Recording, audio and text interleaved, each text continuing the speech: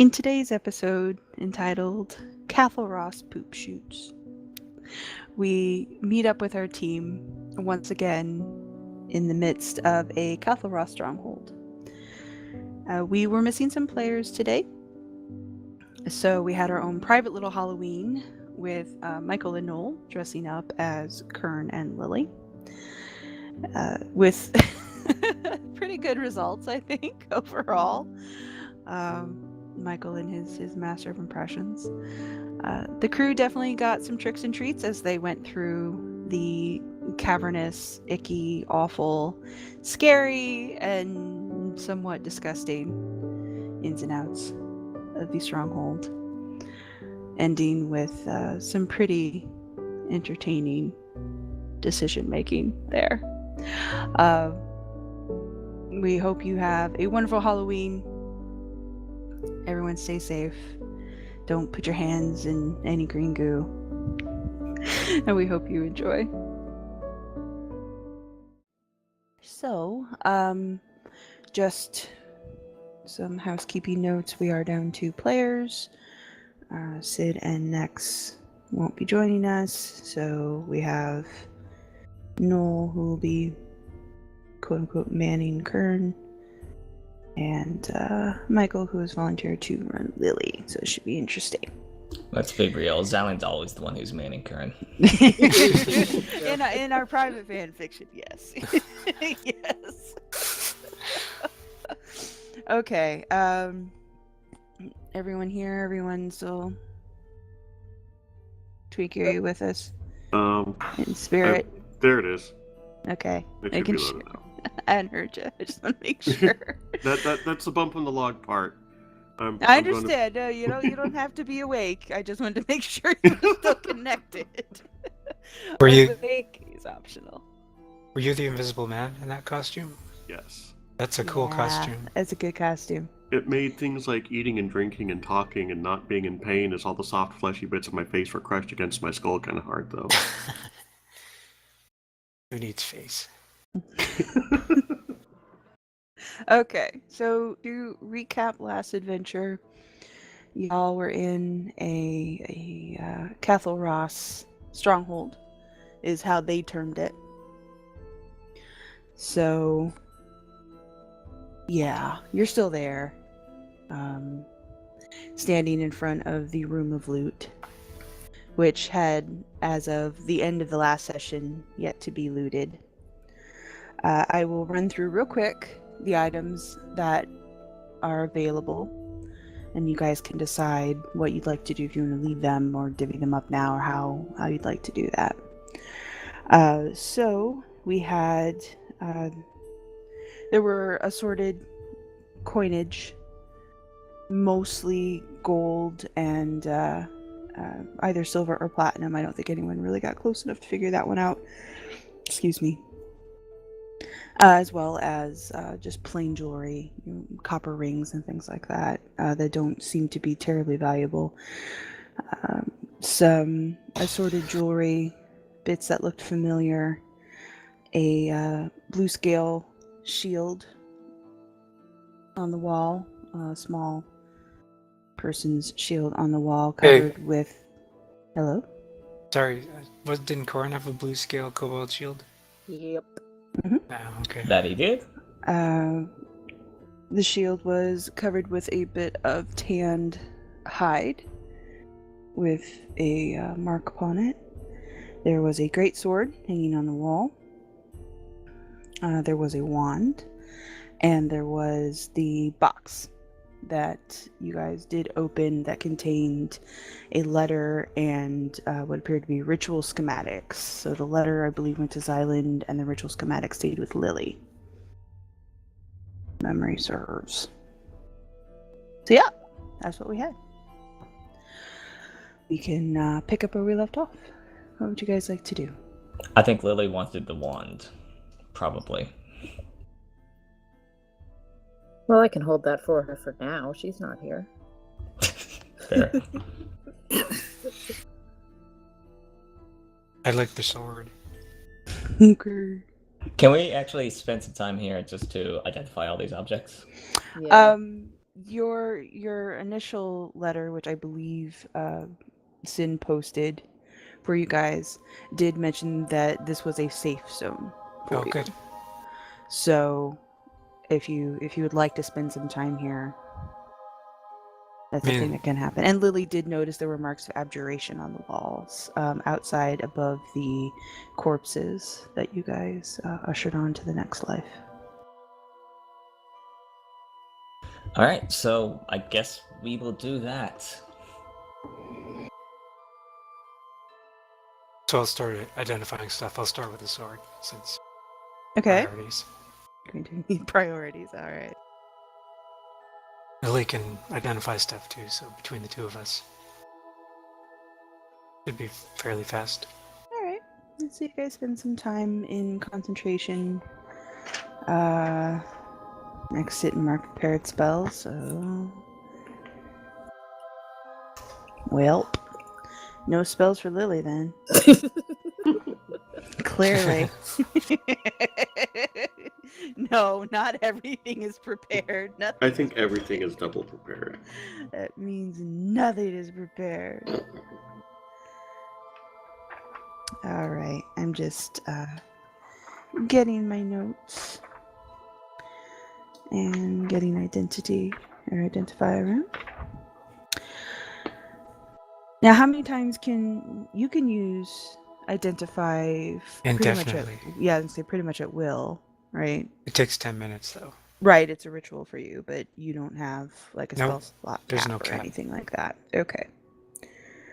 All right. You learn spells that are affecting the item, what they are. You can also touch creatures. That's kind of cool. All right. Oh, I could, so could I identify what kind of mixed breed Davynn is then? Like, No, you can. First of all, a little racist. well, Second of just all, like what percent is dragon? no, it only identifies magical effects. Oh, okay. On him. Although, if anybody were going to refer to Davynn as a mixed breed, it would probably be Sonic. Just playing in character. I don't know exactly why, but I feel offended. It cracks me up. Okay. So, through a thorough investigation of the room, magical and otherwise, Lana, Ulric, did you guys want to paw through any of the other loots while I get these Yeah. item descriptions up and about? Now that you have some time to look at things, okay, that'll work. I know, Noel, you mentioned in particular you wanted to take a look at the shield. Yeah, for some reason. Yeah, and you can get to it if you climb up on the shelf, like the low table sort of thing that's built around the room, and pull it down. And it is the size of a kobold shield. I remember that. That's not a good sign. The bit of tanned hide that is stretched upon it, the actual bit of hide isn't very large. Maybe, 5 inches by 5 inches, just sort of cut square, cured somehow, and stretched across the front of this blue scale shield. And the mark upon it is not one that you recognize, but Davynn peering over your shoulder would recognize pretty instantly.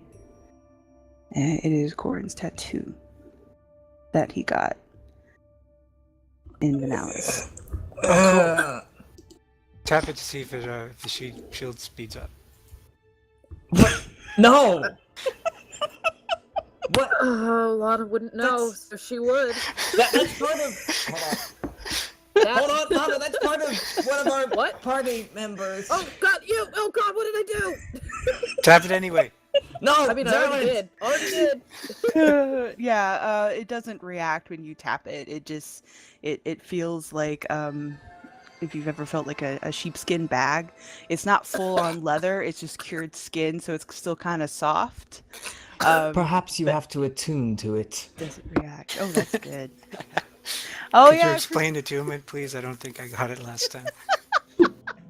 don't you dare. God damn it. We can't run over late today. I have to go. But by touching it, there's no reaction from the tattoo itself. It doesn't light up. It doesn't. It's the skin's cold and dead. There's nothing. There's nothing there. I don't want that. Should we leave it? I feel like we should leave it. I don't want to deal with it, but also I feel like we shouldn't leave it because it's part of a friend. Do you want me to friend, just friend. wrap it up and put it in my bag, and we can figure this out some other time? Yeah, that would be nice. I'm gonna do that. In your further exploration of the room, you find a grand total, as I'm sure Ulric is helping in this. Sure. Counting the coinage, there are 300 gold pieces in neat little stacks next to the smelter, and 60 platinum. Oh, There's also a kind of mixed in among the jewelry. There is also an identifiable necklace. Again, Lana wouldn't mean anything to you, but Davynn, Ulric, and if Kern is assisting in any way with his eagle eyes. It's a necklace of leather and dragon tooth, capped in silver. It was the necklace that Annie had commissioned from the Argent Order. No, just the leather. No, it doesn't have her skin on Okay, it. cool. The leather. Does it? Isn't that dragon tooth from the exact same dragon that, we killed? Mm-hmm. Whoops. Y'all. Well, I'm okay with taking that, but I really kind of have one if I hold it out to either Kern or Xylund, since this means more to them than I imagine the rest of the party. I'll take a free tooth necklace. Okay. And now for the magical items. Lily, the wand that you hold is the Wand of Secrets.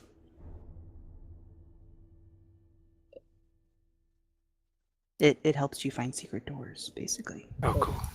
Oh, that's awesome. Wonderful. Yes. Can I hold that until Lily returns? I've already put it in her inventory. Damn it! Fine, beat me to it. And Xylund.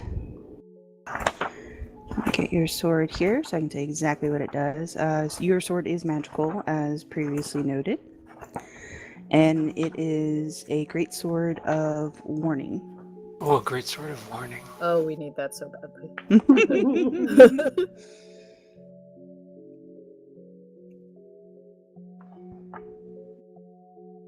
You guys have a little bit of protection while you're down here. Doesn't weigh the same as a normal great sword, I imagine. Yeah, it's just enchanted, so it's no heavier. It appears to be a regular greatsword, as far as you're concerned. So I don't know what it does. Well, no, you know what it does. What does it do? Well, it's a sword of warning. It lets you know when stuff's about to go down. So it's like spider sense? Yeah. Okay. We'll call it owl sense, though, for the purposes of this. I thought you had something against owls. Now I got an owl mask on my face now, like an owl-shaped goggles. Yes, your owl goggles. as far as the crunch of it goes, while you're wearing this, you have advantage on initiative rolls. You cannot be surprised, except when incapacitated. That's within 30 feet. So, and if you are sleeping, the weapon will awaken you or any of your companions within 30 feet if somebody tries to attack you. Oh, nice. Yeah. So it is basically the weapon of paranoia. How does it wake us? Does it scream? No. Whitey! I guess you'll have to find out. But yes, this is basically the sword of paranoia. Cool. So once I'm done identifying stuff, I'd like to cast Detect Magic to see if that shield is magical. The blue scale shield? Yeah, with the haste tattoo. I want to see if the haste tattoo has any magic in it still. No, it doesn't read as magical at all. Oh, okay. It's just a very tiny shield with a tiny bit of cured skin on it. Okay. Noel's triggered. Entirely possible. All right, so you've got a little bit of cash, you got some goodies, you're surrounded by corpses, everything is fine. What would you like to do? Just as a refresher, you guys came in from this location up here to the north. Lily and Xylund did clear out these dorm sections here. There was a path to the north that you left for the moment, and there are stairs leading down here in the morgue. I think we should try to see if we can get Johnny or Mushnik up, right? We can't just leave them here. Oh, you know those guys? Yeah, they helped us, kind of. They fought with us at one point, as in on our side fought with us, not like fought with us as in we were fighting them. Why were you beating the shit out of them then? I wasn't beating the shit Try to out wake of them them. up. Oh, wait, yes, I was beating the shit out of them. But for a good reason. Well, the last time that we had somebody sleeping because of Cathol Ross magic, beating them up worked to wake them up, and I thought maybe this time it would work, but it didn't work this time, so yeah.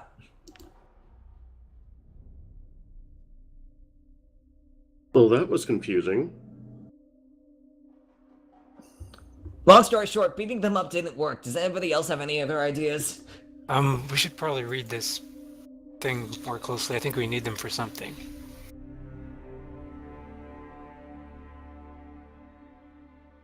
Are they alive? Are they? I believe they were, right? Yeah, they don't seem to be dead. They are warm to the touch as you pummeled them, or as you pummeled. I think you pummeled Johnny, if I remember correctly. But as you pummeled them, there was still flesh. Like it still felt like a warm body, but you can't see them breathe. So yeah, it looks like it whatever they're in is a little deeper than sleep, but not quite dead. But they do bleed, as you saw when Lana cut the crap out of your other friend. They do bleed. They are still warm. So.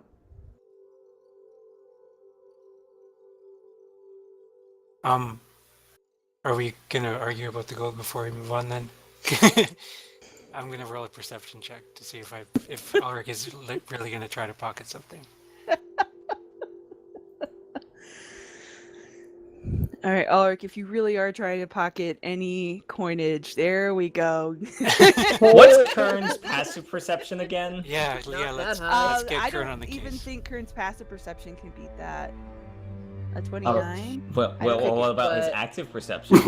I'll roll it. Yeah, his passive is only 24. Yeah, I know it's high, but I didn't think it was that high. Nope. Not Oh, god damn. Okay. All right, Ulric. So what are Just the added the money to my crumbs inventory. you're leaving for us? I Yeah, how left 100 gold and 20 platinum to be split between all of us. So I Dear still want my God. share. That's a lot of coins. Why for us did you to not notice. leave us an even number? Yeah, why didn't you make it divisible by 6 at least? Because You- Ulric hates all of you. Why would he make it easy? Did we Also, seriously because not you're all notice getting him cool pocket, magic like, items and he's not, 400 he will coins? take the larger share. Kills me. Okay, so 20 plat is 200 golds. 100 gold, that's 300 total. So, in short, everybody's getting about 50 gold worth. Oh, I'll kill him. 50 gold each? Yeah. Boo.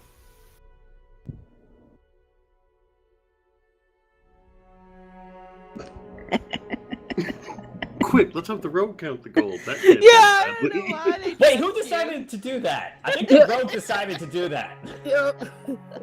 I was busy. I was Everyone else is identifying. playing with other people's tattoos and dead skin and being gross. Ulric has no such care about I was gonna say things. everyone's mourning or trying to help friends or identifying stuff, and Ulric is just having a field day. One for you, two for me. One for you, two for me. As he Alright, counts so I'm the just gold. assuming 50 gold, yeah. Okay. Yeah, 50 gold seems fair. So, Right after I updated Kern's and my character sheet. God damn you, Ulrich. Well, now that I have some gold, I can Oh, at Kern is least so summon my freaking familiar loaded. again. Oh my They all God. are.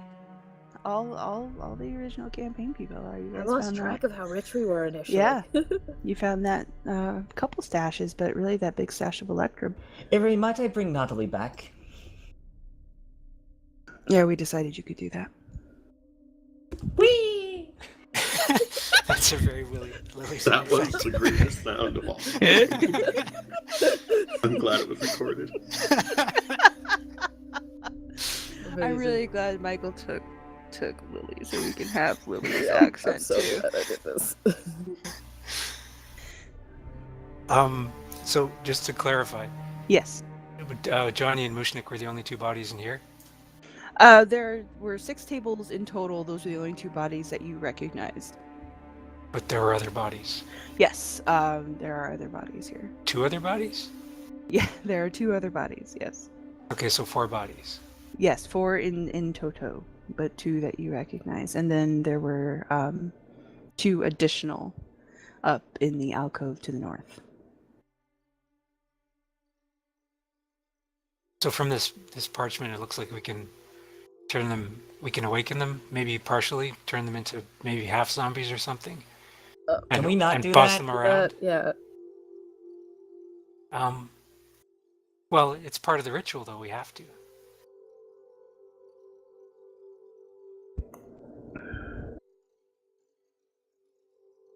Also, did we grab that tarnished crystal from the crystal room? Kern has it. Okay, good.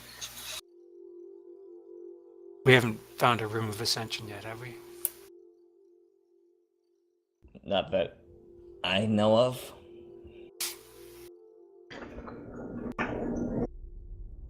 There are Also- stairs down that, we should probably take one of these days. Yeah. Was there blood in there, in the stairs room?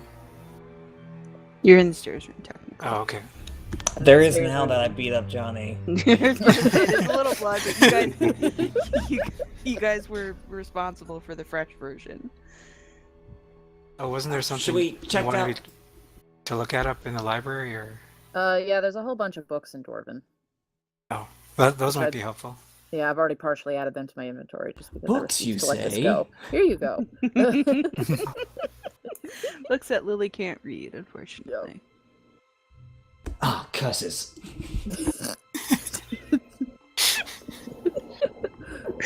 Can I take a look at the books, Lily? I'm the one carrying them. Yeah, so no, you- I Oh, should say okay. yes. Are they useful at all? They are not that Xylund has spent a whole lot of time in accounting offices or anything like that, but the books definitely remind you of your time spent in the tax offices when you were researching for the Dragon Orb. It looks like a ledger almost. The book itself is called the Book of Ascendance.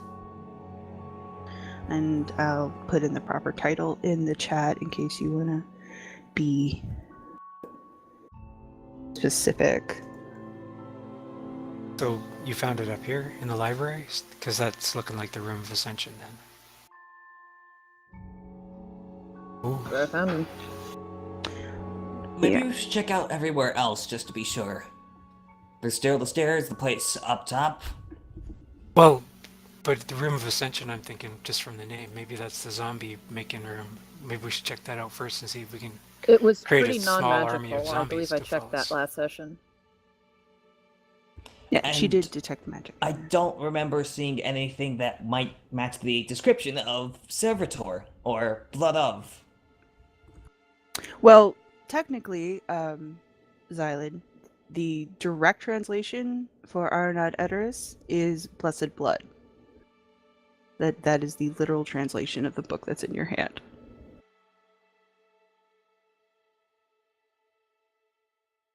Okay, so this is maybe what they were talking about. Book, what's it about, roughly? It's a list of names. It reminds you very much of a tax ledger. It's just names upon names upon names, big pages of them, and then notations next to the name. Some of the notations aren't in Dwarvish. They seem to maybe be custom marks or something that would give somebody who knew what they were looking at information. But you can tell that there are dates here, and it's a series of dates. There's always 3. And then it's followed by this weird little arcane system that they have going on. But what it looks like is it reminds you of like an intake sort of thing from the military. Okay, I'll flip to the end. Are there any names I recognize?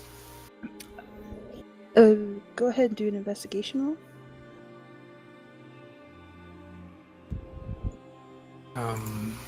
Oh. I will, my fairy is out while we're snooping around. So I get a 9. No names that jump out at you. I'll flip back like a page, see if I see Annie or Corin's name, or anything that could refer to them. No, you don't see Annie or Corin listed in this book.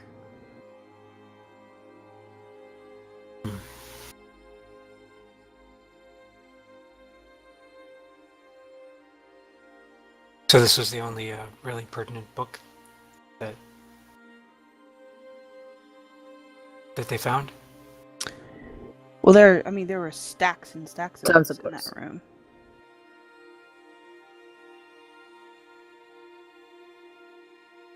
If you'd like, we can take a second to just, browse through all of them. All right. Okay. So you're heading north. Yeah, I don't know what Lana's doing. I don't know what Lana's doing either. Oh, poking your head downstairs. Yeah. You can't see much. The stairs go down quite a ways, and of course there's no light sources. So once it gets past your dark vision range, it just sort of slides away into the darkness. Looks like it might take a turn at some Probably point. won't wander off completely alone then, and I'll wait for the party to finish reading. All right, let's. You could do a perception check if you want, but I will.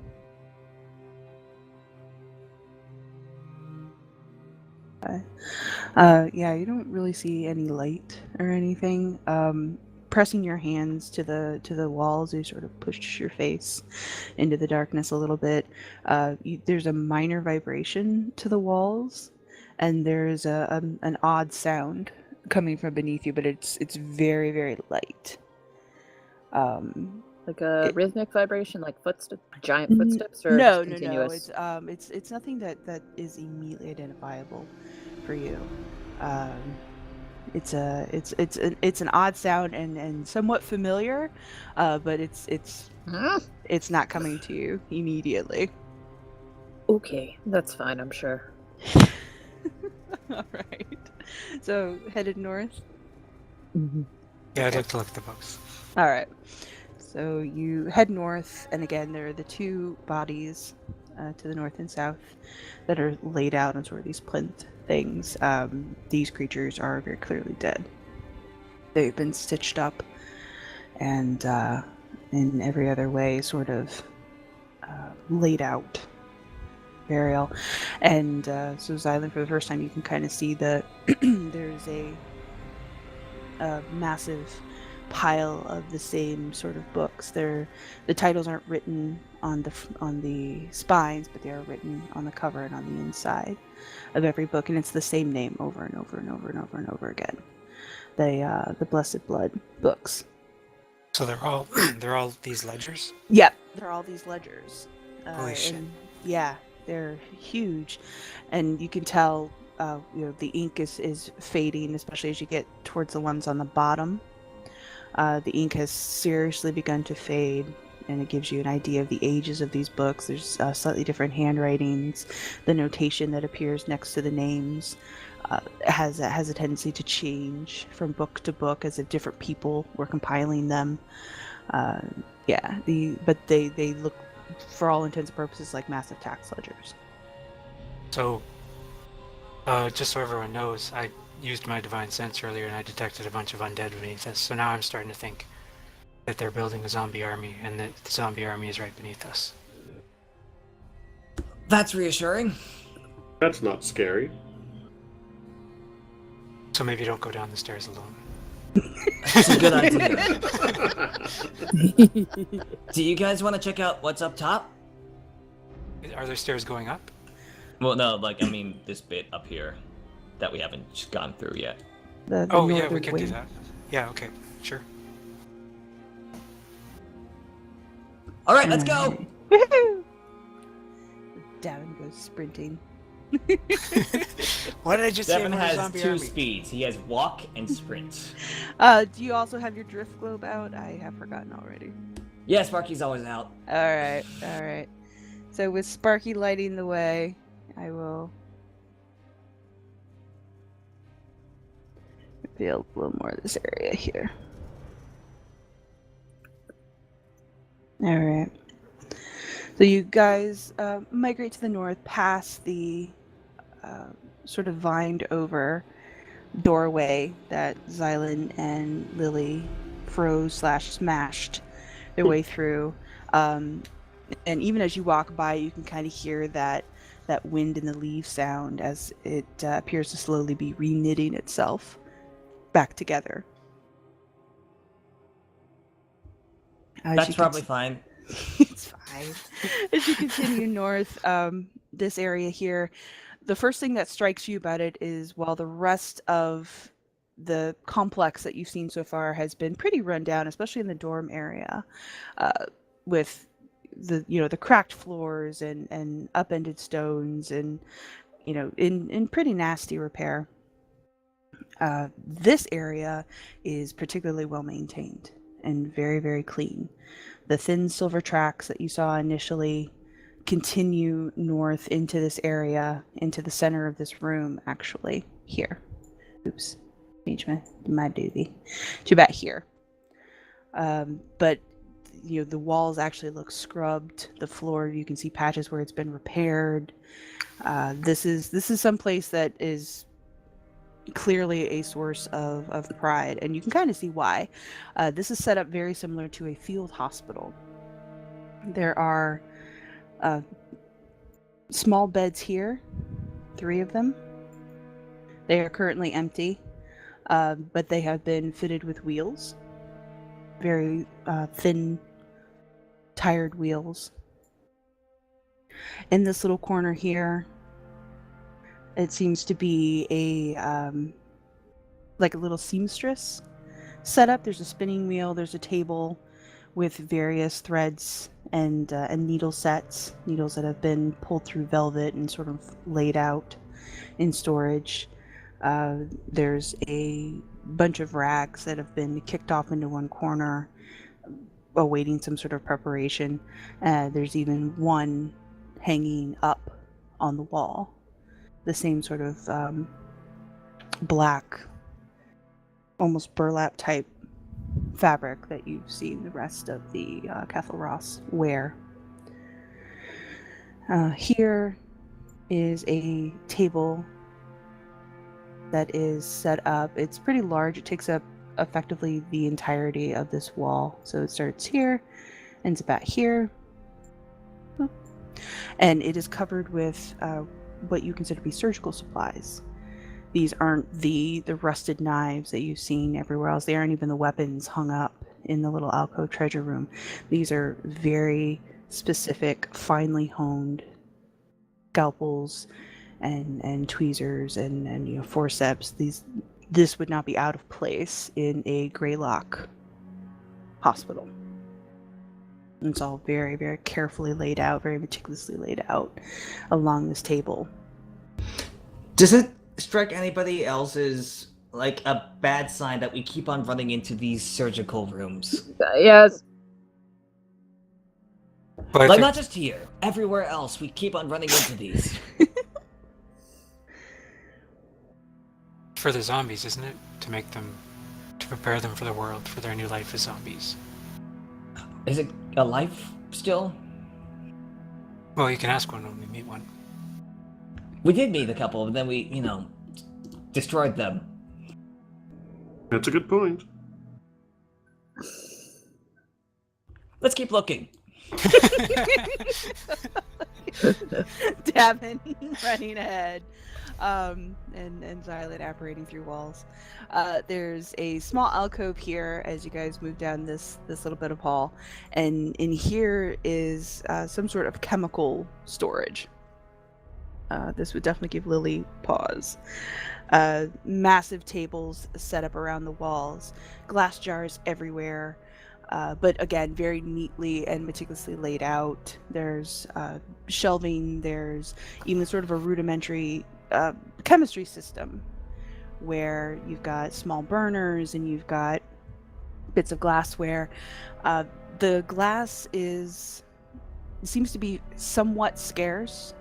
It seems to be held apart for certain materials, and then everything else is in these weird copper-lined earthenware jars and pots. You guys have seen a few here and there, but there's quite a few in this little storage alcove. But yeah, there's definitely all kinds of odds and sods in here. One wall in particular has larger needles that have been, again, pierced through velvet and hung up in storage. But rather than having needle and thread nearby, this is needle and mushrooms. There are all these little earthenware containers filled with mushrooms. Some have been ground, some have been turned into paste, some glow of their own volition. But yeah, these are definitely tattooing needles as opposed to weaver's needles or seamstress's needles. We should take this tattooing stuff in case we need to disguise ourselves as a Cathol Ross. Well, has it been sanitized? Might Lily do some alchemical stuff to try to identify what the rest of the chemical stuff is? Your alchemical stuff check, please. Go ahead and have a straight intelligence check. Can she use alchemist tools for this? Yeah, she can for the chemicals themselves. She can do, and her alchemist. Oh, look at that. Yes. As she kind of takes mental inventory and touches things and swirls them around and sniffs them cautiously, she finds the acid that's been stored here is alchemical quality. Clearly, whoever worked in this little area knew exactly what they were doing. There's enough of these little acid pots to be roughly the equivalent of 10 alchemical acid bombs that she could actually use quite effectively. Yoink! Yoink! As far as the rest, yes, everything here has been clearly prepared by somebody with knowledge. All the mushrooms have been, the ones that she could see that have still been sliced, have been sliced incredibly thin, as if they were going to be prepared in an alchemical concoction. Just sort of poking in odds and ends, she finds grubs and leeches in one pot. So blood was clearly a component, but even with that, it's all been held very sterile. It's all been held very separate. This is someone's lab. This isn't just a throwaway pile. All of this is very sterile and held in very high regard by whosever lab it is. I'm gonna take some tattoo needles and some of the glowing tattoo stuff. Okay. Tattoo juice. I'll ask Lee, are any of these mushrooms edible then, or what's going on here? You know, for as often as you ask that question, you should have a mushroom expert with you this whole time. Oh, I know one of those. Of course you do, but we're talking mushrooms, not potatoes. No, really, I know one of those. He's actually not that far away. Talking about this over me right now, Davynn. No, but Are No, mushrooms I'm a not fungus? interested in hearing what Or you I have mean, to say. not mushrooms. Oh god, it's happening again! Why is it happening again? Hey, Davynn, you want to go with me to poke your head down a creepy staircase? Yes, I please. won't talk over you. Before you What go, did I Davin. just say about going down stairways? We're not going. You alone. said alone! As we run off. Okay, Xylund, since you're left in this room, you get the description for this room. Okay. This is exactly as presented. This is a room with a massive drain. There are side rivulets built into the walls and floor on these three walls here that lead directly into this massive drain. And you can hear, even from just standing along the back wall the way that you are, as the liquids flow through, and they are actively being pulled in. It's not quite water. It's not the right color. It's definitely not blood. Not the right color for that either. But whatever this mix is, it's being pulled directly into the drain and splashing into something liquid below. Sorry, where's it coming from again? There are little rivulets that have been built into the walls and floors Okay. in these three walls here. Shit. What color is it? Every side seems to have its own particular hue. But generally it's a weird mix of like green and brown. It's not clear water. It seems to be the consistency of water. That's how it moves.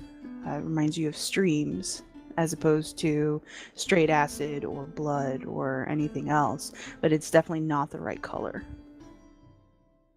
Would my detect magic still be active? You haven't cast anything else, right? No. I was just wondering if it's been 10 minutes or... No, you guys have been sort of buzzing through. Okay.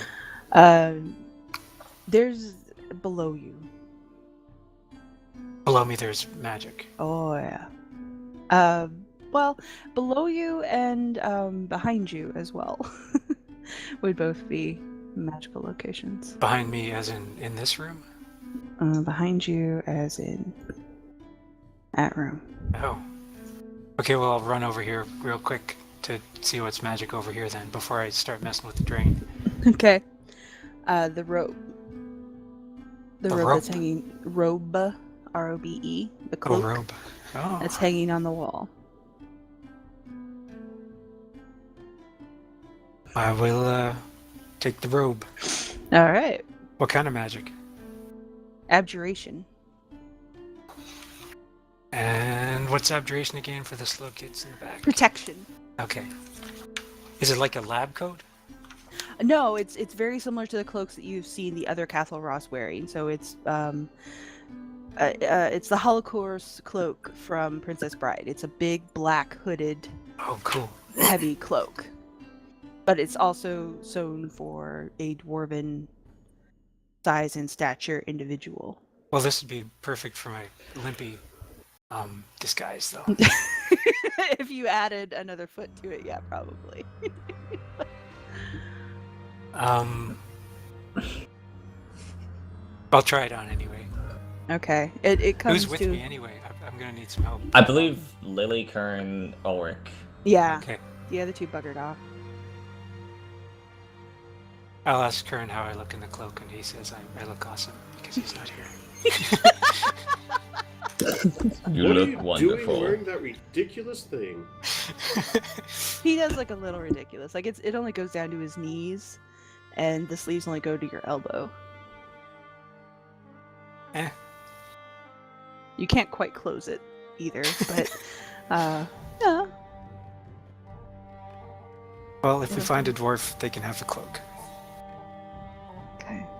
Or if it's Can we useful to take someone some else, time we to identify identify that? Because if it is magical and protective, I certainly wouldn't mind having it. Yeah, that's fair enough. Let's deal with the drain first, though. Okay. Well, Lily can identify while you fuss with the drain if you wish to give up your cloak. Yeah, she's probably not going to be much help with lifting the drain. No, probably not. So Lily takes the cloak to identify. Well, I mean, can't she identify it while I'm wearing it?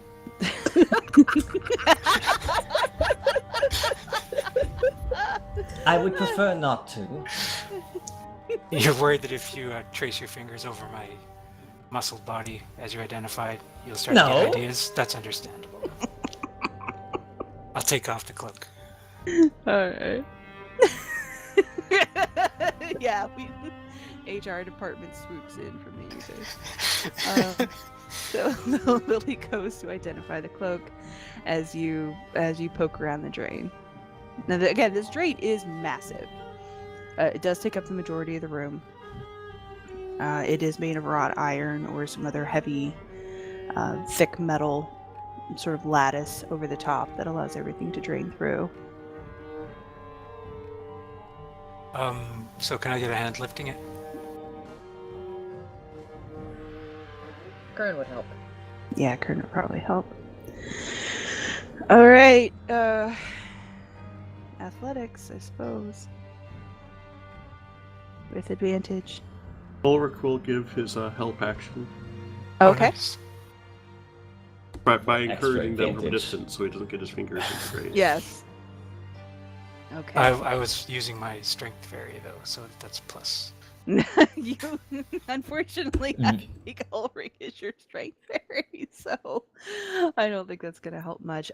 This sucker is shut. It doesn't seem to be meant to come up. You don't see any hinges or anything like that, and it does not budge.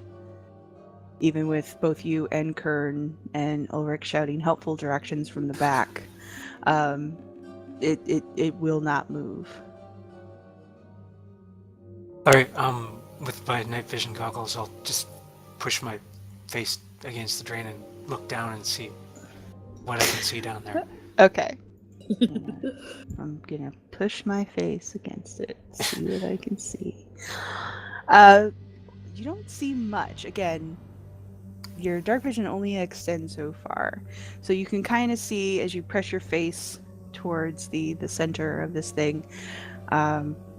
You can see the water, quote unquote, falling through. And you can hear it as it goes down further and continues on until there's a mild splash from wherever it hits. But you can't really see anything. You can roll a perception check if you'd like.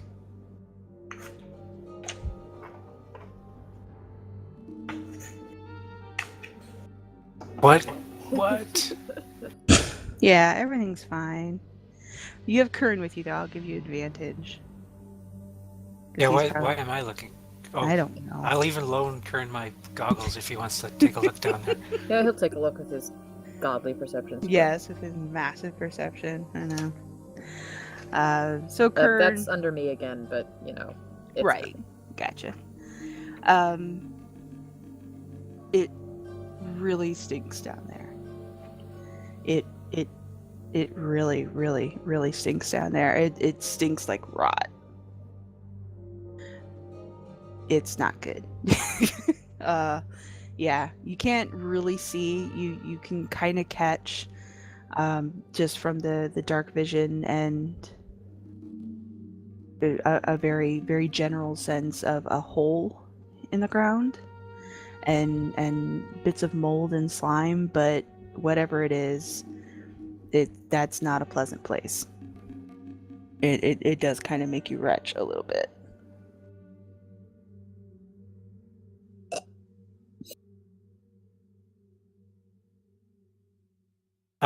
Did the water stink too when I was rushing past?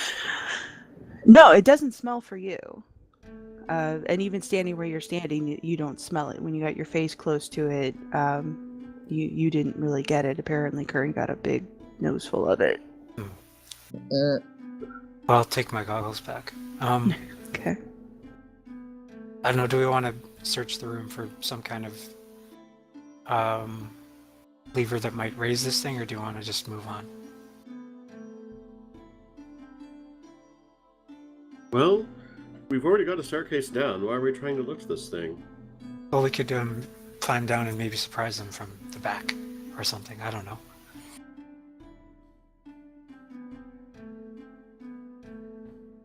You. Has Lily managed to identify said cloak? Yes. As as Team Drain is working and thinking, Lily managed to identify the cloak. The cloak is. Get my notes. Make sure I'm giving you the right information.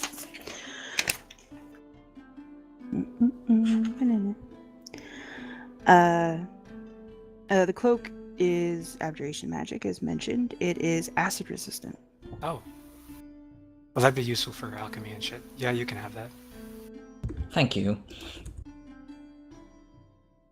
It wasn't really mine to Does give it have a name? No, it's just acid resistant. Cloak of acid resistance now. Yes, you can name it whatever you want to name it. It is the cloak of acid resistance. Cloak of basicness. There you go. So it fits you a little better. At least, it goes around you better. It's still a little short. I might need to borrow it when I disguise myself as a mule, though. We can discuss it.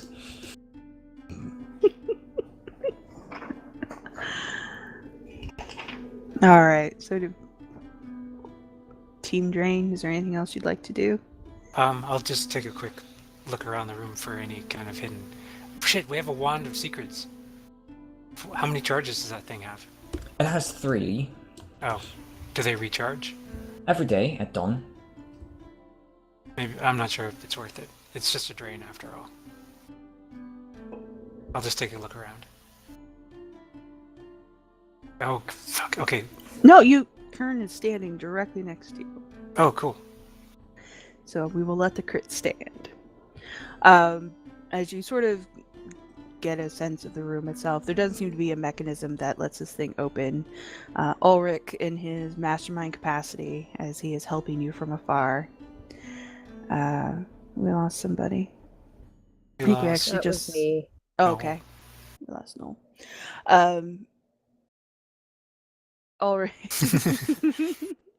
Ulric, again, in his mastermind capacity, as mentioned, there are no hinges, there's no lock, there's not even a proper handle, there's no switches set in the walls, there's no mechanism or indication that leads you to believe that it can be opened, and it doesn't seem to function that way. It looks like it's actually been sealed into the stone. So that was the fruit of our investigation, was that Yeah. our investigation was fruitless. Well, the fruit of your investigation was that there's no indication. Definitively fruitless. Yes. Okay.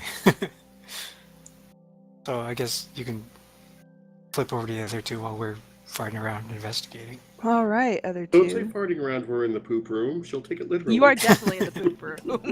Oh gosh. Gross. Yeah, I'm surprised that Xylund would put his face next to I didn't know it was clearly poo a water. sewage drain. I didn't know it was a sewage drain. I thought it was some kind of mystical, weird fluid. Anyone You didn't say it smelled like to it. I love it. Okay. So Team Drift Globe. What are we doing? We are headed down to the stairs and doing something stupid together. Yes. You actually gonna go down the stairs? We're gonna Yes. peek down them, I think. Okay. So heading down the stairs, as mentioned, you guys get down about half a flight, and then the stairs do take a turn off to the right.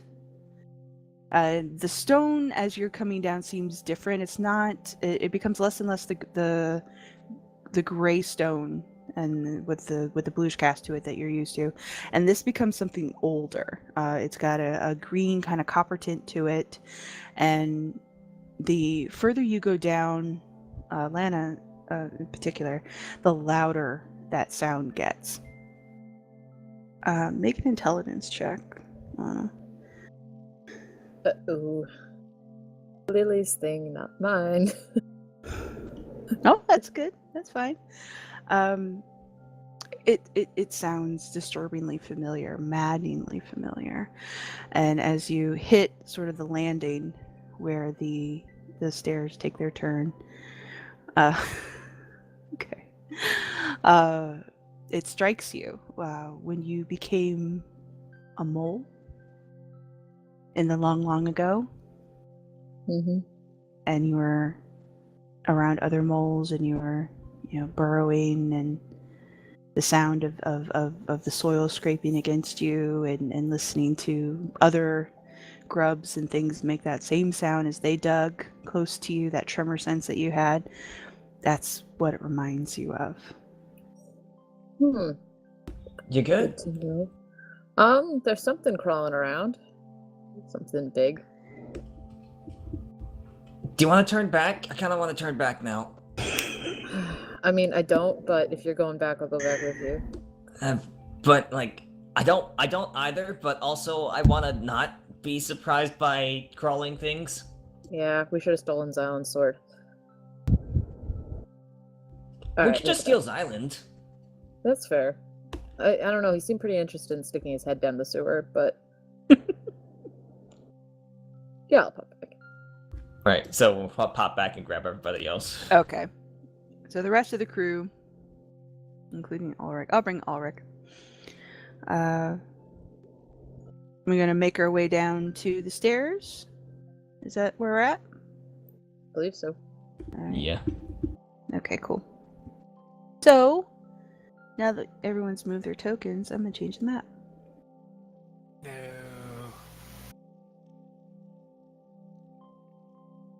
I fear change. Well, okay, so real quick, while we're grouped up, we should try to make sure that we've got everything on the list. That they said we need for the ritual. We have nothing on the list. Don't we have a marked memory at least? We have the marked memory, that's it. That's what we have on the list. We're good at this. Like, there's 4 bodies up there, but you guys didn't want to explore the possibility of turning them into zombies, so we left them there. Blood of a Servitor, held in a Room of Ascension. We might have that. That might be the book. Or it might not. Essences of the Marrow itself. We don't know what the Marrow is, so maybe we have that. Maybe we are the Marrow. Maybe that's what this is. The twist is going to be kind of like Secret was within you all along. The Marrow was within you all along. This is technically true. It is technically true. So not much of a twist. Alright. So, as the crew brings its way down to this new area, as mentioned, these stones are older and seem wetter than the ones upstairs. Like, everything here seems to feel damp. It's definitely in the air.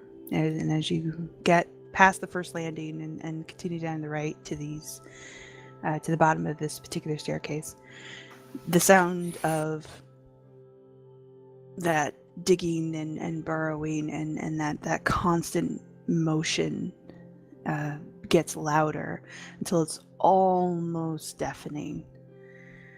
seeming to be kind of echoed and channeled into the small area that is the staircase. So when you finally hit the very bottom, hit here where you guys are standing now, it seems a little less intense. There's a little more room for it to move around you, so it doesn't quite feel like it's rattling around your skull, but it never goes away.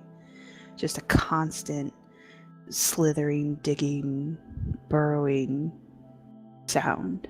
And it seems to come from everywhere. Absolutely everywhere. Do you guys mind if I scooch around to the front since I have this sort of warning? Go for it. Okay. Do you want me to turn Sparky off? It might not be a bad idea. All right, Sparky. I mean, if they're like I haven't come up moles, with the a. light is not how they'll figure out that we're here. I haven't come up with a cool catchphrase for Sparky turning off yet, so I guess Sparky that's enough. Thanks. Bye.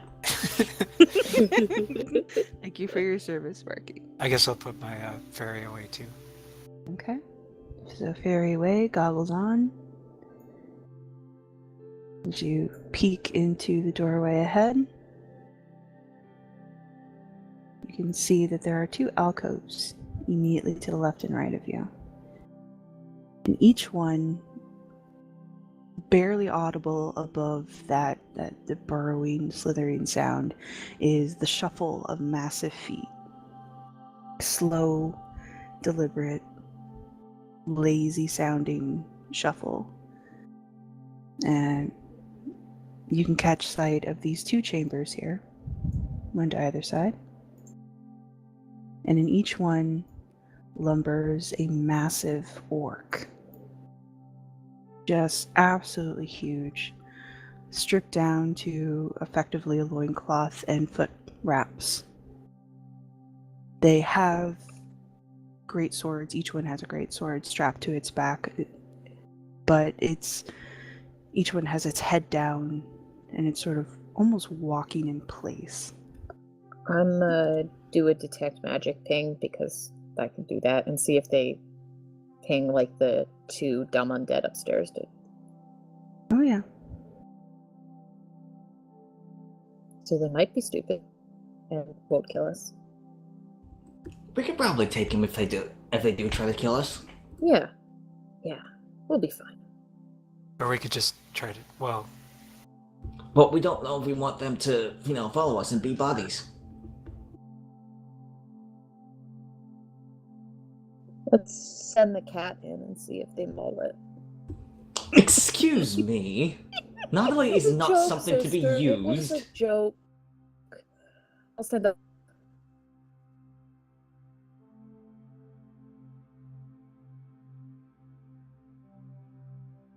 Hello? Hello? Hi. Okay, cool. You're doing a minor illusion of what? Just a minor illusion of Natalie, honestly, and sending it in there and seeing if these guys snack it. Okay. So you create your minor illusion of Natalie, her doppelganger.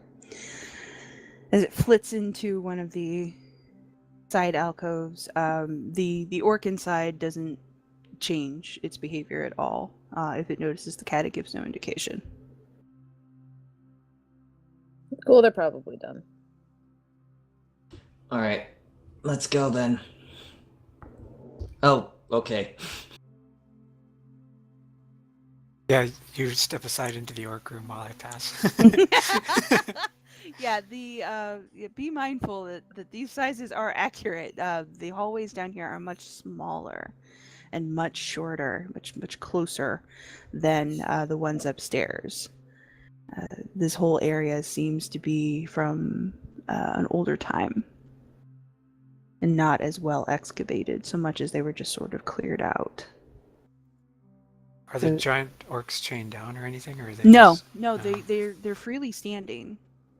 There is a few pieces of furniture in each alcove, a small table and chair, but they are not orc-sized at all. They are very, very dwarven-sized. But other than that, there's nothing else in the room.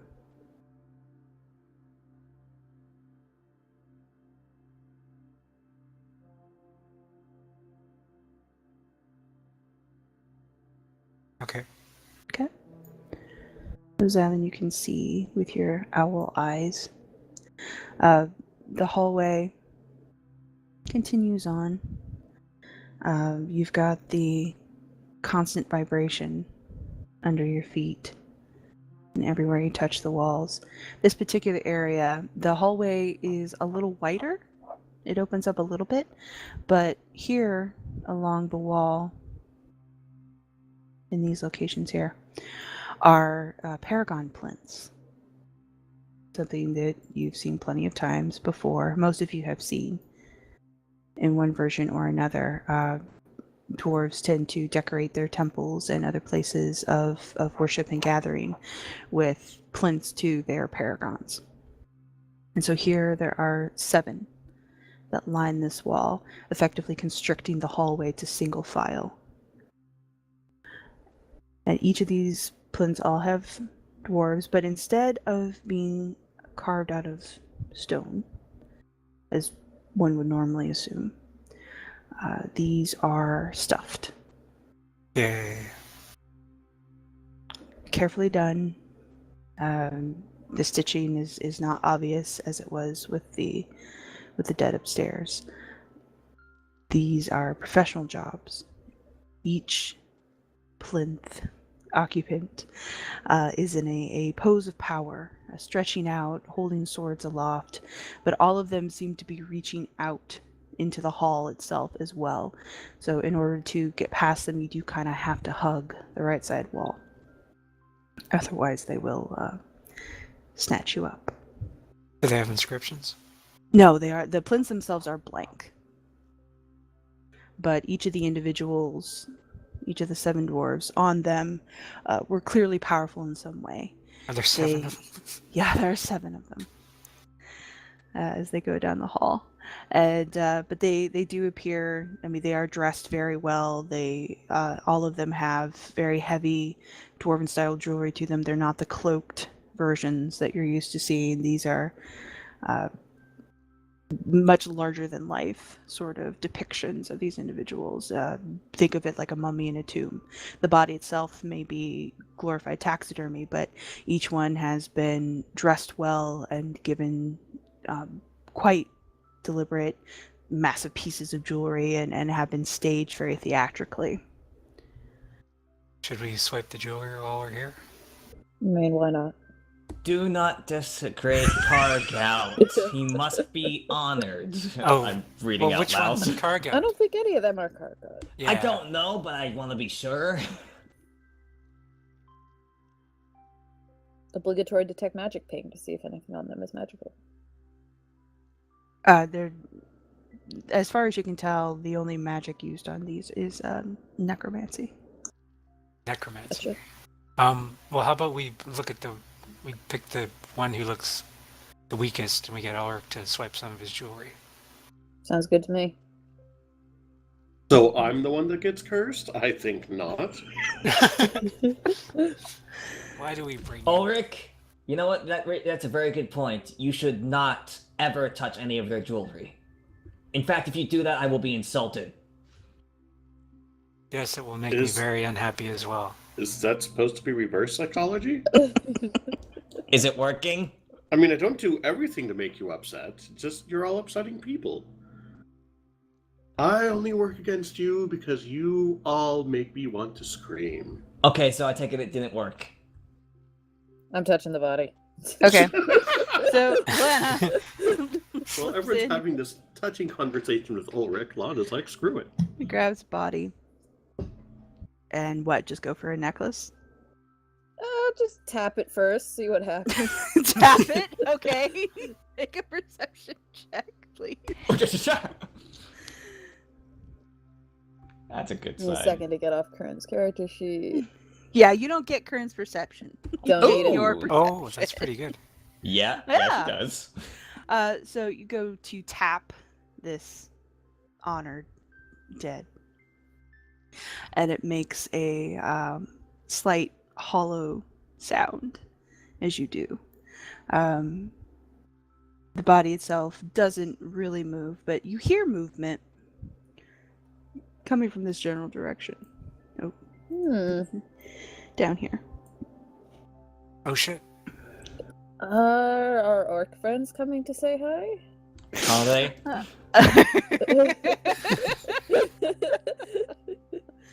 Xylund Beat, as close as you are, there's definitely an uptick in the animation coming from the alcoves behind you. I'll just take a step back and peek my head in around the corner here, see what's going on. All right. Just checking it out.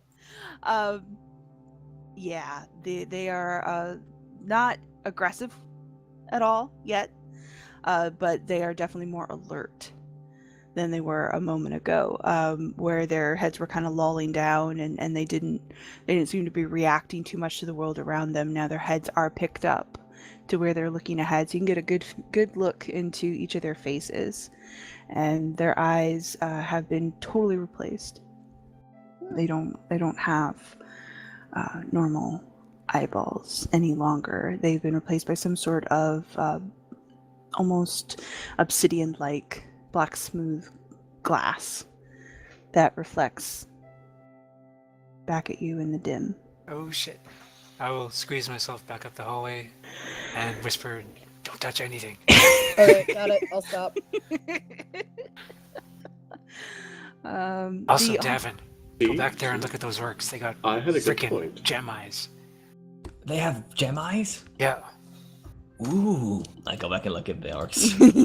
Okay, so now you two can see the cool gem eyes. The hallway does continue downward, as noted here. Again, this is very much a single file sort of hallway, as these diagonal areas are, have plinths. But there is a alternative path beyond the appear to be stairs leading up at the end of them. This path here is also available. This door is much, much wider than the one that you came through to get into this little hallway of dead dwarves. And beyond that sort of dampness is greatly intensified. Like, you can see sort of the stones here at the entrance are actively looking wet and pooling bits of water. Was this an exit or a tunnel or anything, or is that a wall? No, this right is there? a wall. Okay. I will fix it. Alright. Let's keep moving forward, I guess. Do you want to go into this room? Well, it's on you guys. You guys can actually see. I'm gonna check out the room. Okay. Get my reveal out here. This is a fairly large room. And you can see into it for quite a ways. All around the floor, Xylund, is one big, massive mushroom farm, by the looks of it. The whole floor space is covered with these humps of something, large protrusions coming from the ground, but everything is covered with mushrooms and slimes and molds, and they glisten with whatever in the little light that you have, and you can see drips coming from the ceiling. There are areas of this room that seem to have been maybe matted down a little, but everywhere else, this whole area is just absolutely chock full of mushrooms. Make a perception check with advantage. Oh, okay.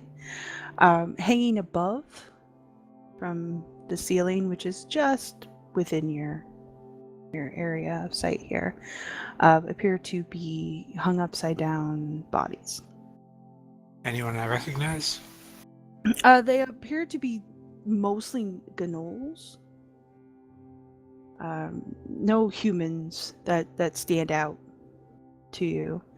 No dwarves either. They seem to be mostly fuzzy.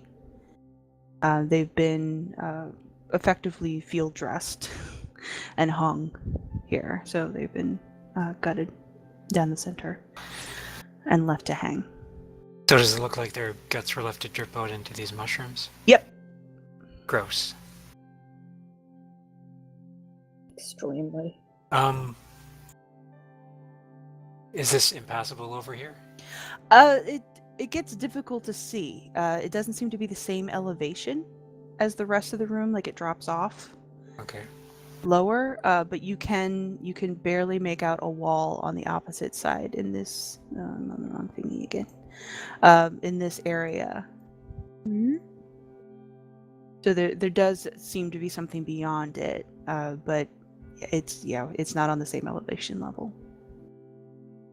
Davynn, if you use your Sparky, I think it's safe to go in there and investigate to see what's over there. All right, Into this let's do totally fine room that's not Sparky! gross at all. Sparky, flame on! Sparky pops into light. And Davynn rushes into this room full of slime and mold and mushrooms. I will reveal a little more of it.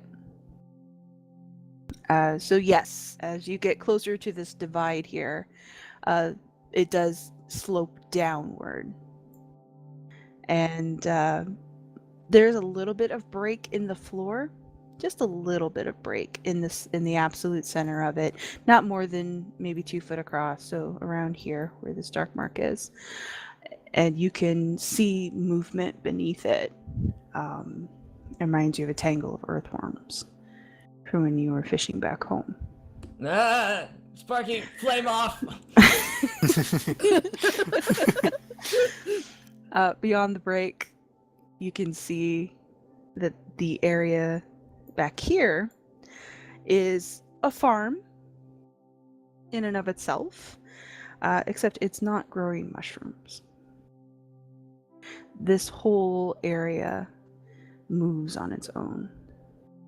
The floor, the bits of the wall that you can see here in the distance, they all sort of slither and writhe and breathe. Sparky, I said flame off, please! And the flame is gone. Davynn is now standing in the mushroom farm. In the dark. Xylund, you said it was okay. It wasn't okay. How bad was it? It's like the room is alive, and I don't like it. Alright, well, good to know. Let's not go that way. Yes, please let me out. Okay, thanks. Good job. Good job, Davynn. A+. Thank you.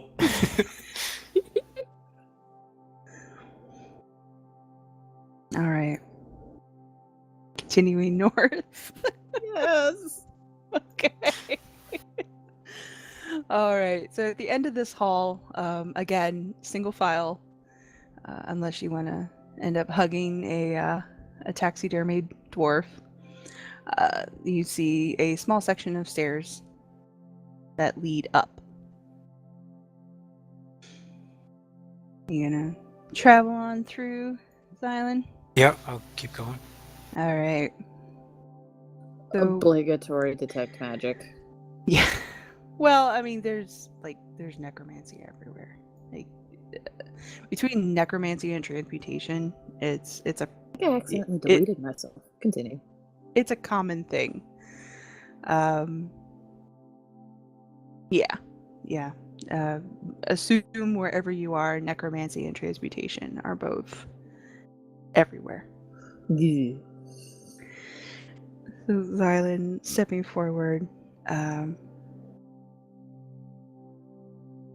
you are in a heavily ornate room. It's very different from everything else you've seen so far. The stones here exposed on the floor are the same base stones that you've been walking through, but these massive chunks of marble have been cut and placed here for a purpose.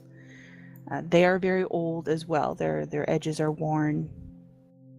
They're only about a foot off the ground, but you can see where the cut edges have been smoothed over, rounded over by people standing up and down and up and down and up and down for ages. But everything in here is heavily ornate. The floor has been cut into, set in with metals and gems. The walls have all been decorated. with murals and pictures, and it's all been carved in. These aren't tapestries hanging. It's all been etched into the stones themselves over a long period of time, and set with various gemstones and metals. It's an interesting location.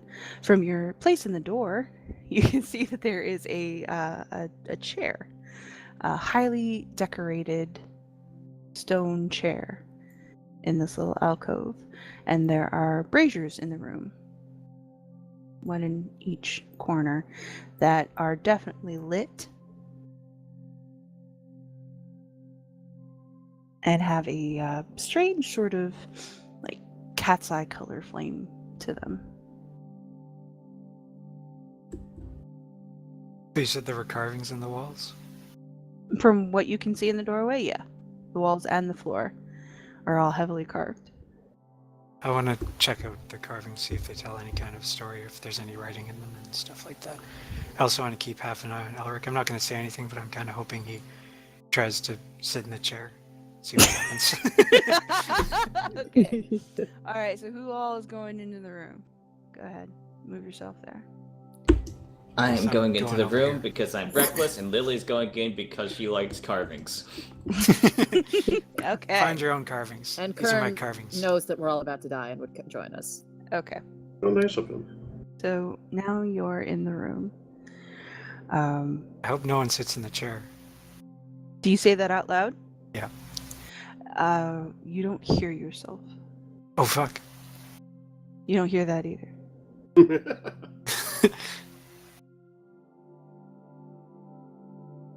As you look at your carvings, these are very similar murals to the ones that you saw underneath the old city, all the way back in Lorehold. It's the same theme. Anyway, these are perverted scenes of battle. Most dwarven places of worship have lots of battle scenes. They enjoy their war porn just like everybody else does. But these have been twisted and turned. Instead of the usual hammers and axes and brave dwarves flying forward on steeds of rams and kicking ass, these are pictures of the dead being pulled back, half decayed. The power of magic seems to be tantamount here. It's it's fairly gruesome. These murals aren't about the glory of victory. They're about the decimation of the enemy, and that is shown in Technicolor here. Half-ripped bodies and a level of gore that you normally wouldn't associate with religious artwork. Does Lily have any idea of the historical significance of these battles? She can roll an intelligence.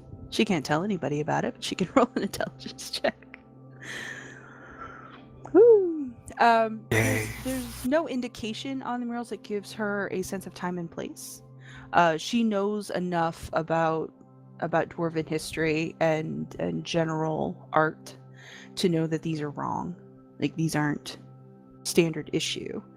But yeah, there's no landmarks. The Rams tell her that it's probably something further up north, Ice Crown or Rorith maybe, because the animals aren't indigenous to lower altitudes. But these are also very, very old. The few landmarks that she can see mark them as pre-crack, pre-sunder. Strange, she attempts to say. Yeah, And then attempts to say strange again. And no sound comes out.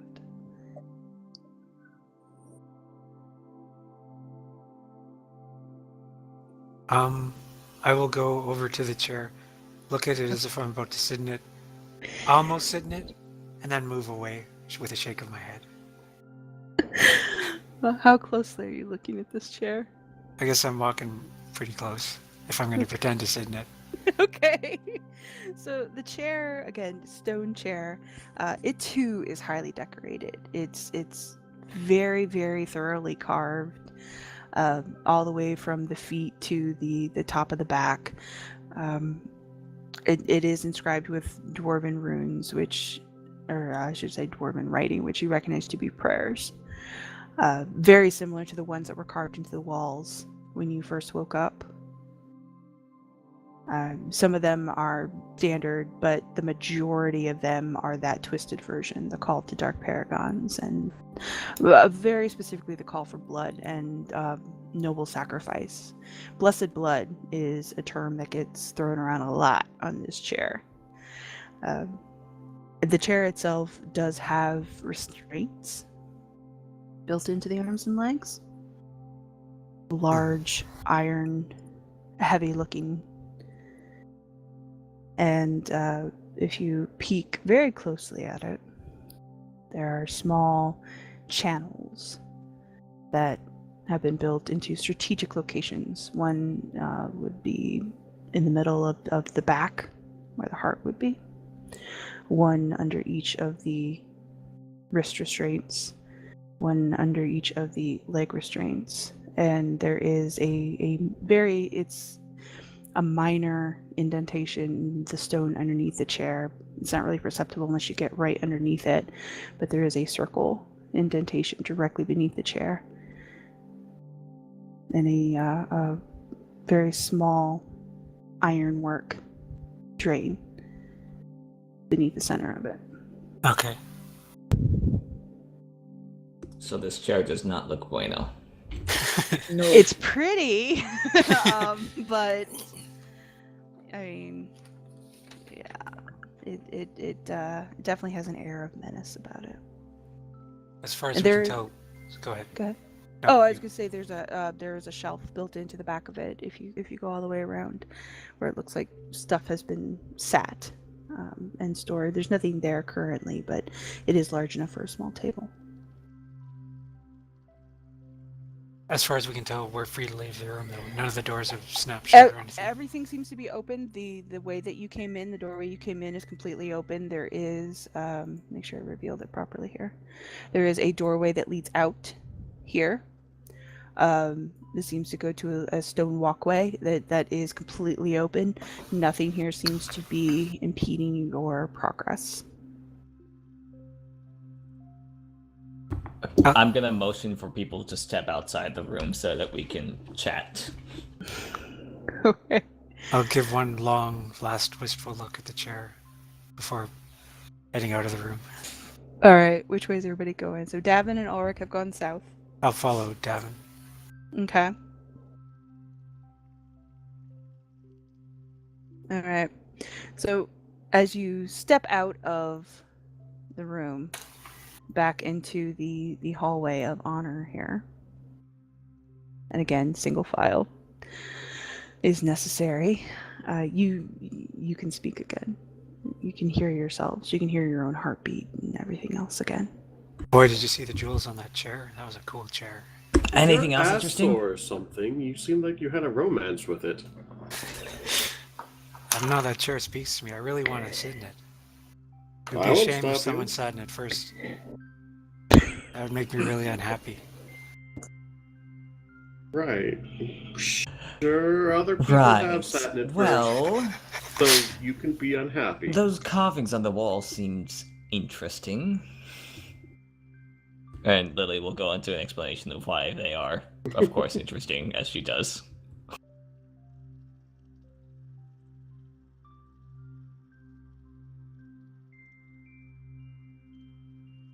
Okay.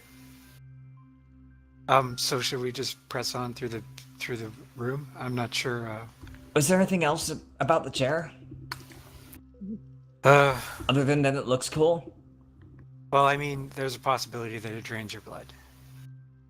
But, I mean, that shouldn't Wait. put anyone off possibly sitting in it. Wait, hold on. I scramble around my pack and pull out the parchment again and point to the line that says Blood of a Servitor. Oh. Huh? Want to go Huh? upstairs and grab Oh, one of wait. the bodies and plop it in there? How do we know they're servitors? I don't know. Was there any blood left over? I'm not sure. In the held in the room of ascension, so that's probably the room with all the books, possibly. Well, I meant this looks pretty ascendy if Ascendy. you're a weird dwarf necromancer. Dwarf necromancer? That doesn't work. What kind of condition were the two bodies in the book room? Did they have blood in them still? Do we remember? I'm asking the GM. Did you look at him? I believe Well- we did, yeah. People looked at them. Yeah. The ones who looked at them, they could. It's difficult to tell. They were clearly dead, but you don't know. I mean, like, you didn't cut one or anything. You didn't really. You detected magic, and that was it.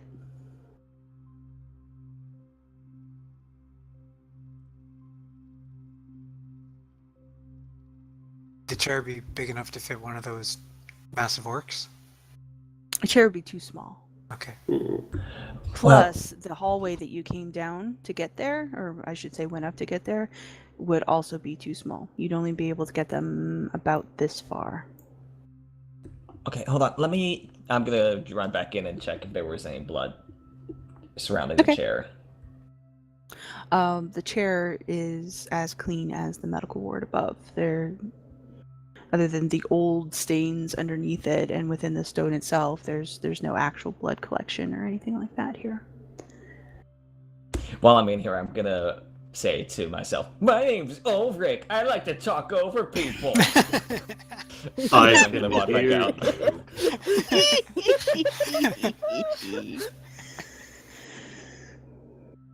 Alright, so no blood, but maybe we should get... it feels weird getting one of them and draining blood from them, but maybe that's what we need to do. It's worth a shot. I mean, we can see what happens anyway.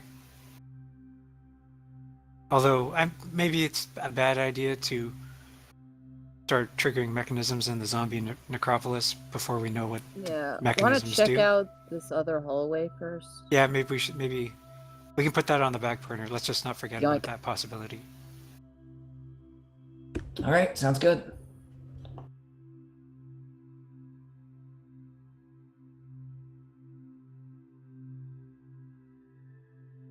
All right.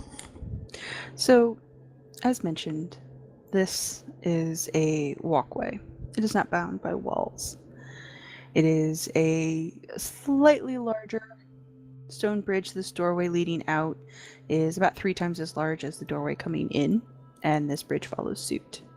So you can stand basically shoulder to shoulder with somebody else and still have a little bit of wiggle room. But these bridges also seem to match the same older stone as the rest of the temple so far. But again, not bound by walls or rails or anything else, so you get a good look at what is beneath you. And the sounds of digging and writhing and slithering begin to get louder, again, echoing off of unseen walls. Looking down, you can see massive, what you aren't sure if they're earthworms or what precise creatures they are. They're very large, each easily the size of a dragon, full grown. Oh. That all seem to be traveling and rolling on top of one another and burrowing beneath you. This place is disgusting. I agree. I will step out into the center. I don't know, Xylund. Do you think maybe that looks as tempting as your chair? Possibly. You should go down and rub your butt on them. Find out. Ladies first. Rubbing your butt on them. All right. So this room here, the room that you run into, running away from the grubs and the worms. This is another room stuffed full of stuffed dwarves.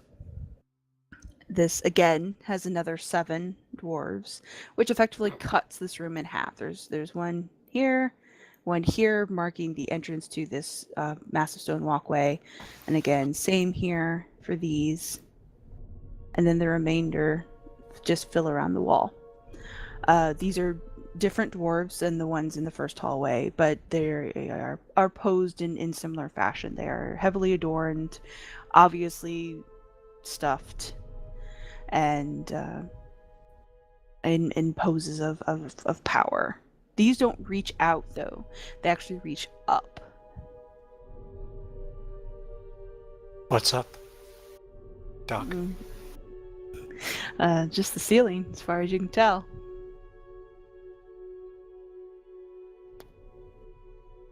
Obligatory detect magic. Well, necromancy and Gotcha. transmutation. Always worth a shot.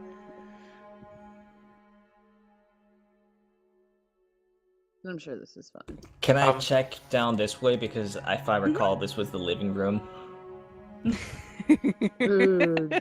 That wasn't even intentional. Just. Yes, coming down south, again, it's another open walkway, same size as the one you came through. And yeah, this room is very much alive. From this vantage point, you can see that there have been bodies hung from the ceiling in a similar fashion as the mushroom farm, feeding the collection of what looks to be grubs, and judging from the shine that's coming back at you from Sparky, possibly rats in here as well. I didn't see the bodies the first time. This is so much worse. You can also see on the very, very, very far end of the room, there is a small doorway. Oh God. We probably have to But go that way. there is no pathway. There is no break in the carpet of maggots and grubs and other assorted vermin. I don't want to do that. This room. I don't like that. Wanna throw some ball bearings in there and see what happens? Okay, sure. I toss some ball bearings in there. So you huck a handful of ball bearings into this room, and you hear small squishes and pops as they connect with whatever it is that they're hitting. You don't actually hear them ever hit stone. They just sink. Yeah. They just squish and pop and sink. Nope. wow, that looks like a cool room. Someone could go in. I'm really tempted, but I can get us across for free, but I have to burn a high-level spell slot for it. As could I, actually, but it would only be one of us at a time. over here, was this an actual room with the paragons along the side, or was it just a bridge? Well, the room that you're in is with the paragons in it. Oh, This okay, is gotcha. another massive stone walkway. Okay, It's another gotcha, large gotcha. opening leading to another bridge. Cool. Let's go that way. It appears to be stone and not maggots. All right, so Lana forges ahead across the stone walkway and into the next location. Lana, make a Constitution check or a Constitution save. I'm sorry. This was smart. Close curtains, character sheet. Yay! Okay, good. Worse. You're fine. As you get to the entrance of this area, the smell hits you in the face like a brick. It's awful. It's the worst midden you have ever smelled, combined with a stable that hasn't been cleared in God knows how long. It is a very deep, rank, rotten smell, and you can hear the sounds of water. It's a sound of rain and the ripple effect of water beyond that echoes off the stones. Even from your location, you can see the collection of slime and mold and various bits of muck that cling to the walls and are all over the floor. Is this the place that was below the drain upstairs? There does seem to be a fall of liquid coming from above down into this massive hole. Gotcha. I'm gonna check my inventory for an umbrella real fast. It's pretty nasty. Now it does the liquid only does fall in the area of the hole. It does occasionally hit the sort of the boundary of the hole itself, but it doesn't fall throughout the entire room. It is localized over this hole leading down. That's nice. So who wants to volunteer to stick their head in the poo stream to get a better look down there? You already did, and you've got your fancy goggles. You're the obvious choice. The obvious choice is the cat. I'm just saying. Yeah, let's chuck the cat down there. Sister, I should think better of you. I know you were not going to. What's the point of conjuring this being from thin air if you can't, murder it as necessary? You can just make a new one. I'm not even going to honor that with the discussion. Actually, I could send my horse. Is the horse with us? I've got fine steed prepared. I could conjure the horse over the pit, drop it down, then conjure it back again and ask it what it saw. Oh man, the horse just looks at you with the why on its face before it falls. Yeah, I don't want to do that to Snowfox. I feel like we have a bond of trust. But what's the point of having a creature you can summon if you're not going to kill it? Mine's an actual creature, though. It's not just some weird magical thing. Mine's from Grenin Heaven. Mine has is an existence. also an actual creature. Thank you, Ulric. No, it just ceases to exist when it's not conjured. Mine goes to heaven. Mine is persistent. You get what I mean? No one I will explained hold to my him why nose he's and I will wrong. walk inside the room. I will hold my nose walking inside the room. Okay, Davynn, please make a dexterity save. Oh god. Oh no! Your dex is fine, isn't it? Yeah, it could be better. Oh no. Okay, that was not a success. Oh, shit. What do you see, Davynn? So Davynn, as you sort of scamper away from this conversation in your youthful enthusiasm, you hit a bad patch of slime. Oh no. And make an athletics check real quick, please. Very well. I'm better Okay. at that. Okay, so you lose your footing. The floor is just too slick, and you tumble towards the hole, but you can catch yourself on the edge. So you are... okay. You are unfortunately getting pelted lightly in the head with whatever is falling down from this drain, and you can see from your vantage point that there is lattice work above you, so it does lead to the drain above as Sparky hovers helplessly, lighting This your is inevitable doom. the worst day ever. So question, can I see down below from here? Since I you might as well can. make the best of a bad You situation. can make a Constitution save, please. Okay. That one's Okay, all right. So, again, the smell in here is absolutely overpowering, but you're fine for the moment. You can see below you, and it is a ways down. It's difficult to gauge distance, as Sparky is your only light source up here. But the liquids do seem to collect below. Some sort of cistern or well or whatever is below you, and there is something moving down there in the water. You can hear it surface briefly and skim its way through whatever collection of liquids are below. Does it look big?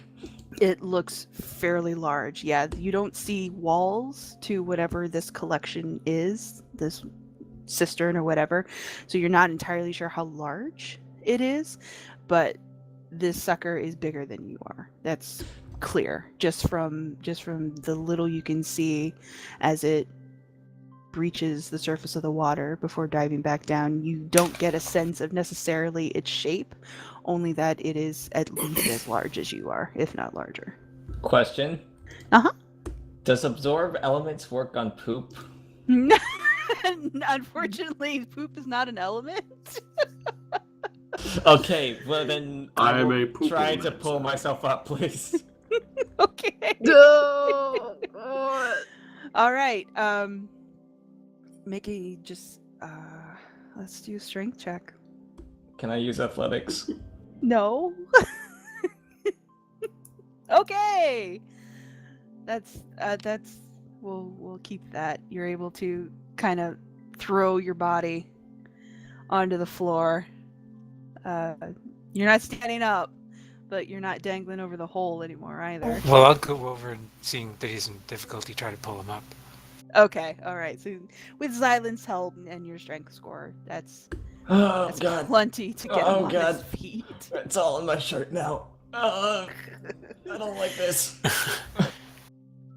Kind of stink. Yeah, a little bit. I'm gonna take my shirt off. You've been Damn. just waiting for the chance to do that, haven't you? I mean, yes. Now, again, as a game mechanic, this is effectively the Bog of Eternal Stench in here, so your shirt does reek and will continue to reek until you are able to treat it somehow. It will stink forever. Okay. How about I shoot my grapple gun over to this door here, and we use that as kind of a guide rope so that we don't fall in the pit. Okay, That sounds go like a ahead. good idea. Make a ranged attack roll.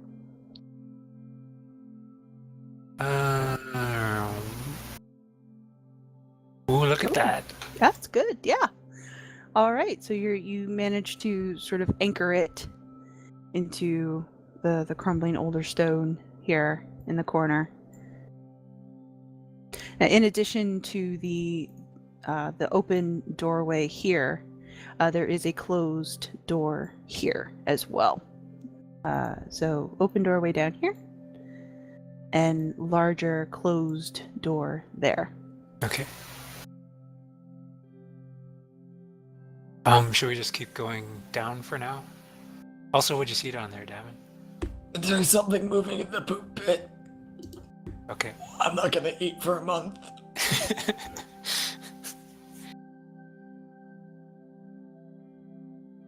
All right, so continuing south. I believe so. That's the plan? All right. Everyone grabbing the rope, pulling themselves along the room, trying to keep their balance among the slime and the stink.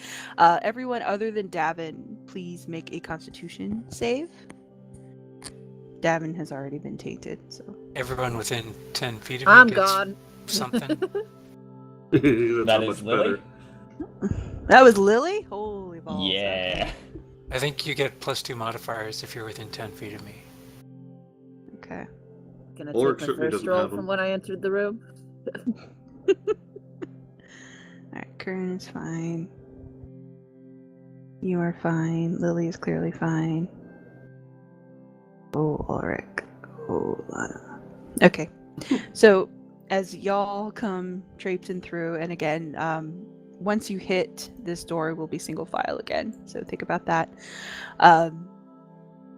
Ulric and Lana are overtaken by just the absolute disgusting smells in this room, and it has an effect of basically one level of exhaustion. Oof. Holy smokes. You feel nauseous, you feel weak in the knees, you have a hammering headache. It feels like you've been on a flu bender for a week. Whew.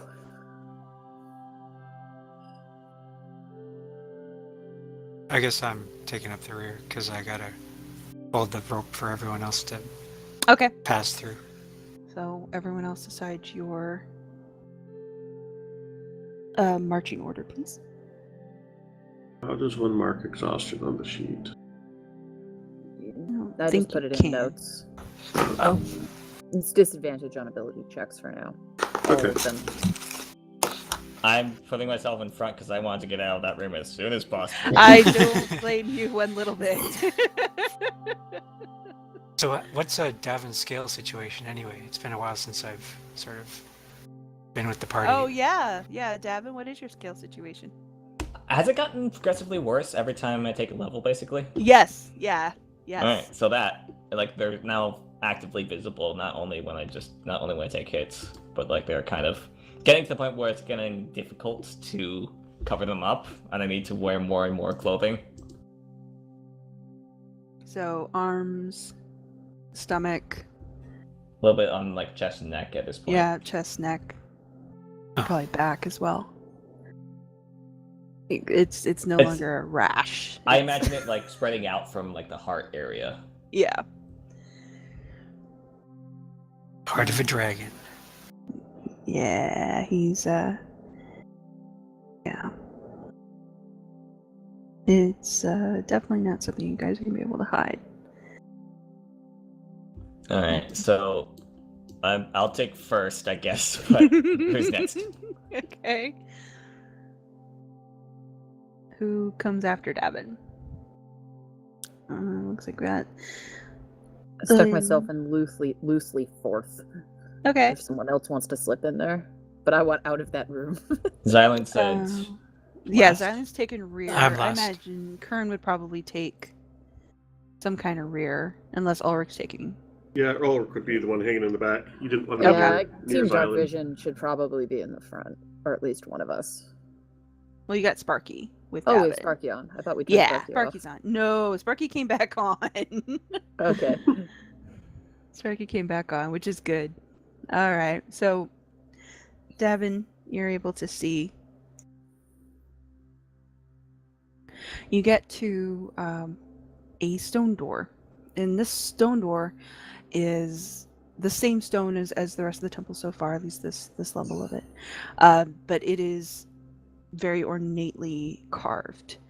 It's got the symbol of what you would associate as a throne, a massive chair, much larger than the chair in the room that you left a little bit ago. Sucker is massive, and behind it there's it's a symbol you don't recognize immediately, but it looks like it looks very similar to the symbol of Rildis to you. It's like a corona effect behind the chair. It's something that you would definitely associate with like higher priestly levels of This is on the Rildis. door, you said? Yeah, this is on the door itself. And all the lower quarter of the door is all just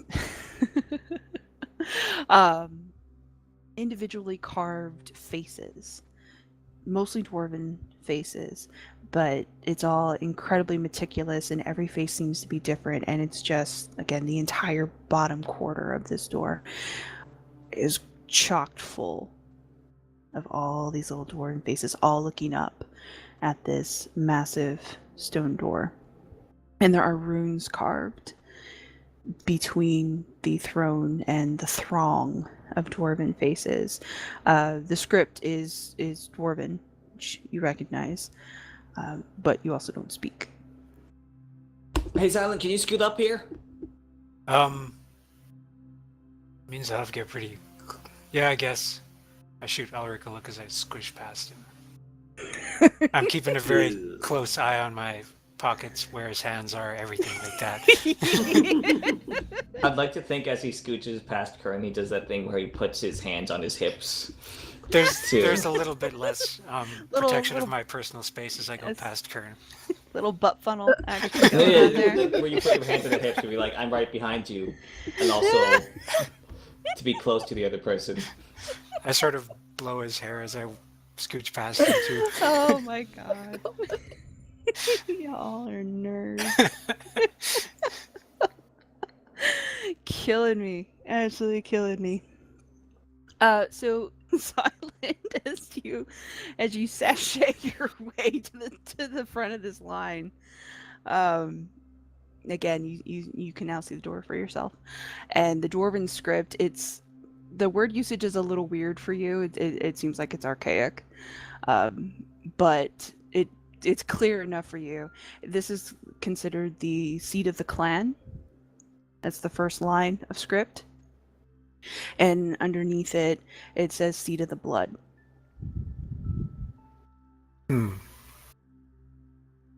So there's no like doorknob? Not that you can see, no.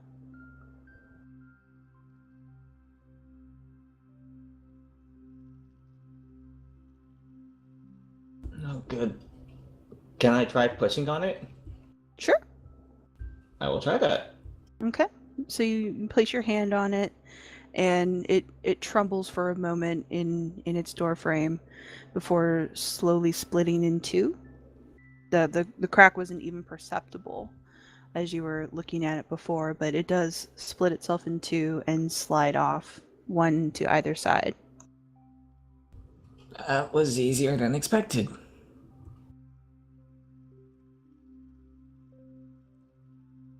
Alright. And I'll step Alright. inside. Here we go.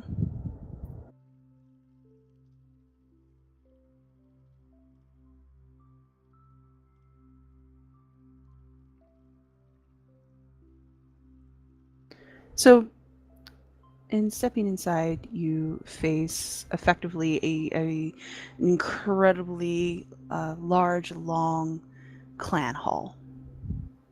There is a set of pillars in the center, as denoted here, that split the room in two initially. There is a door, a closed door here, and a smaller closed door a little further down. At the absolute bottom of this room, up here, is the same kind of marble that you saw with the sacrificial chair. It too has been carved very specifically and sort of worn with age, but it's still very deliberately placed, highly decorative, highly muralized, set in with metals and stones, much as the floor of that room was. And behind it, there is a mural that scales the entirety of the wall from floor to ceiling, as well as these two panels here on either side. And from your location, you can kind of get the grand scope of it. And while Sparky illuminates some of it, you do kind of lose the top half, but it is very much another scene of battle. It's a long line of impressive-looking dwarven warriors. Their faces somewhat obscured in the darkness, but you can see that in sort of woven in among script are these huge, we're talking about pauldrons. I mean, these guys look like they're decked out, almost Rildian priests. Long flowing robes, massive pauldrons, massive war hammers and great swords being wielded against foes that are just being split into half, and the whole bottom quarter of this mural is all just stacks of bodies. Like this is a triumphant mural of victory over one's enemies. So you say almost Rildaean twice. Can I make some sort of check to verify that this isn't actually Rildaean? You can roll knowledge of religion. Okay. Boom. Hey! It has similar function in as much as it is very militaristic. That is one of the catches of both the Rildian Church and the Grenin Church, as well as some of the less respectable religions, is that they do have very militaristic bents to them. So the dress of the higher up tend to be more armor focused than robe focused. So that's really where the similarities end. These the murals depict people in much harsher, heavier, darker arms and armor than you would normally associate with Rildian priests. They could just be the way they're portrayed, but there seems to be a lot more spikes and fanciness than you would normally associate. They look more like Dark Knights than they do Paladins to you. Mm. But it does look very militaristic.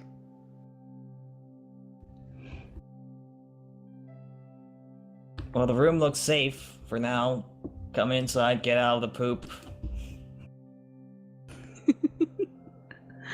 All right. Yeah, the chamber seems to be totally empty. You can hear your footsteps echo as you walk through.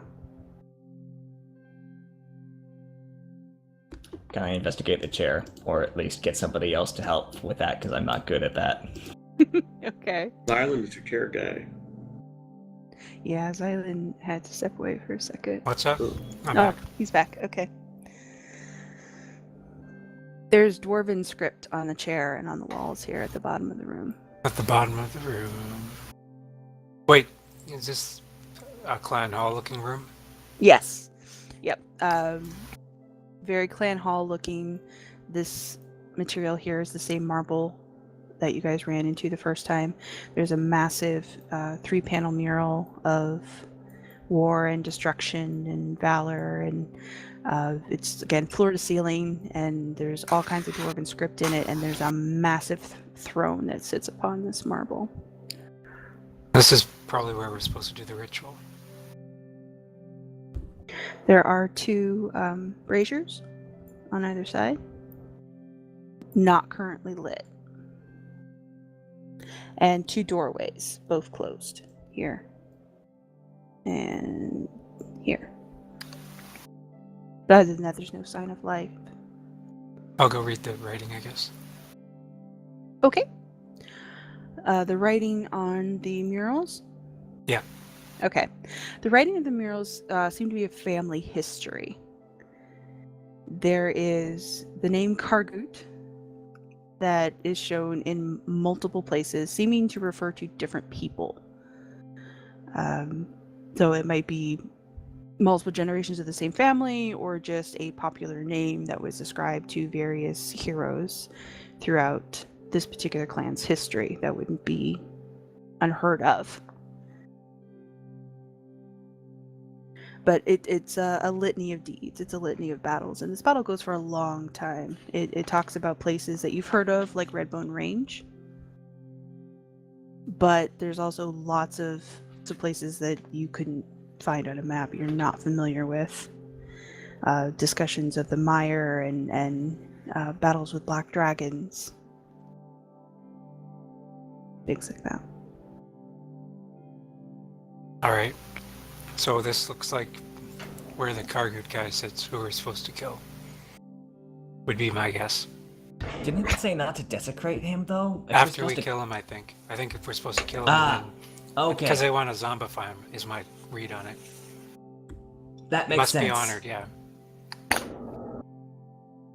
If he's from like a long line of Karguts, that makes sense too, because they'd be desecrating the whole family line if they didn't zombify him or whatever.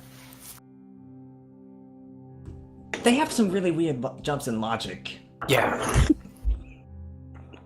I'm still on the fence about actually killing this guy, but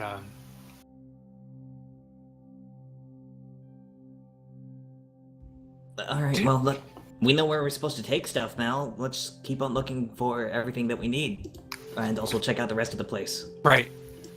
Did we didn't try to take some of the fire from that silence room, did we? I don't think so. Because maybe that's what we were supposed to light these braziers with. I don't know.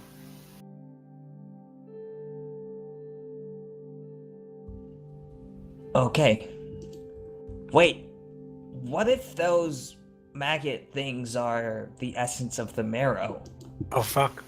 Because it says to shield yourself or risk being drawn inside, and that seems like the closest thing that would draw us inside.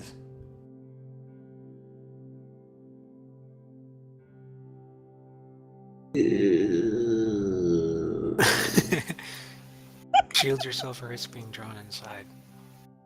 Yeah. How do we shield ourselves? Do we have to... Oh, Yeah? What? Well, I mean, maybe... Because it looks like, I don't know if you noticed, but in the first part of that room, the living room, there are these corpses hanging from the ceilings with guts, like... It looks like they'd been used to water the mushrooms and stuff. So maybe the same holds true for the living room. Like maybe there are people up there who've been used to whose blood has been used to feed the marrow, if that's what we're going with.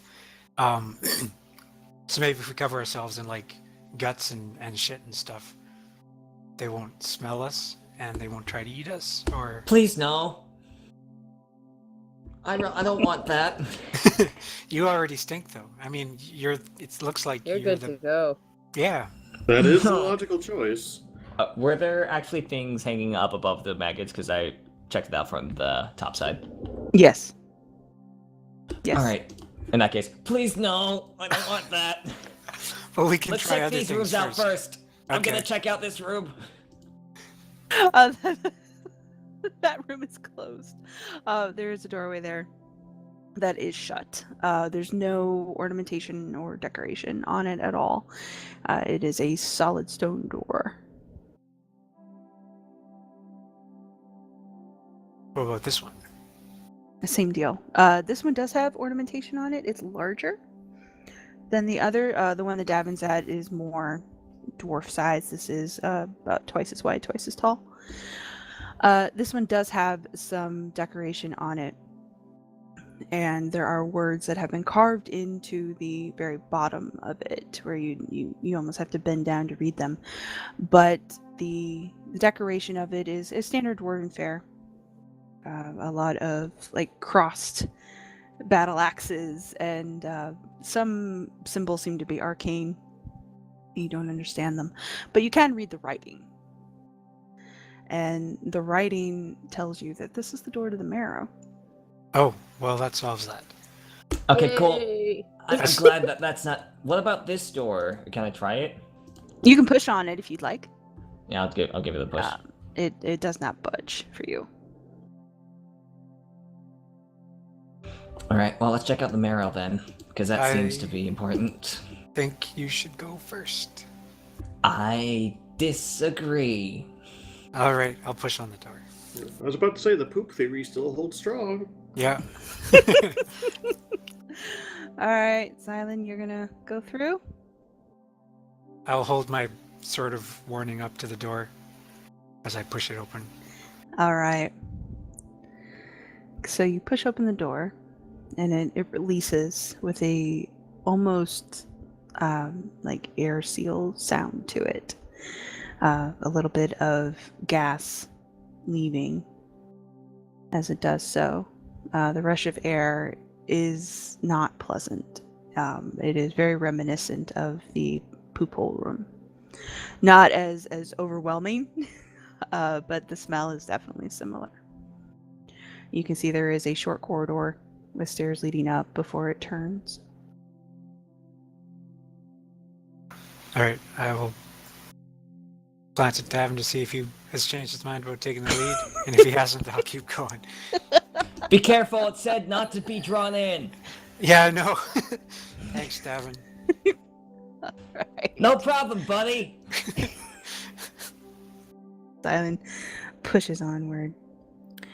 You can see the hall does break into a larger room, and you hear the distinct sound of liquid moving. Your sword is screaming into your head. Oh. That's fine. As well as looks like everybody but Kern and Ulric would be able to hear it as well, because it is an area effect. Oh. So yeah, you guys get the same sort of no sound coming from the sword. Is that what it sounds like? Please tell me Yes, what it sounds like. very displeased. And he goes, "Stop! No!" It just freaks out. It is clearly there's a reason this thing was locked away, apparently. And the bit of sort of fog that was released when you open the door does get significantly thicker as you look down the hallway, and has a greenish cast to it. Do you want to go further?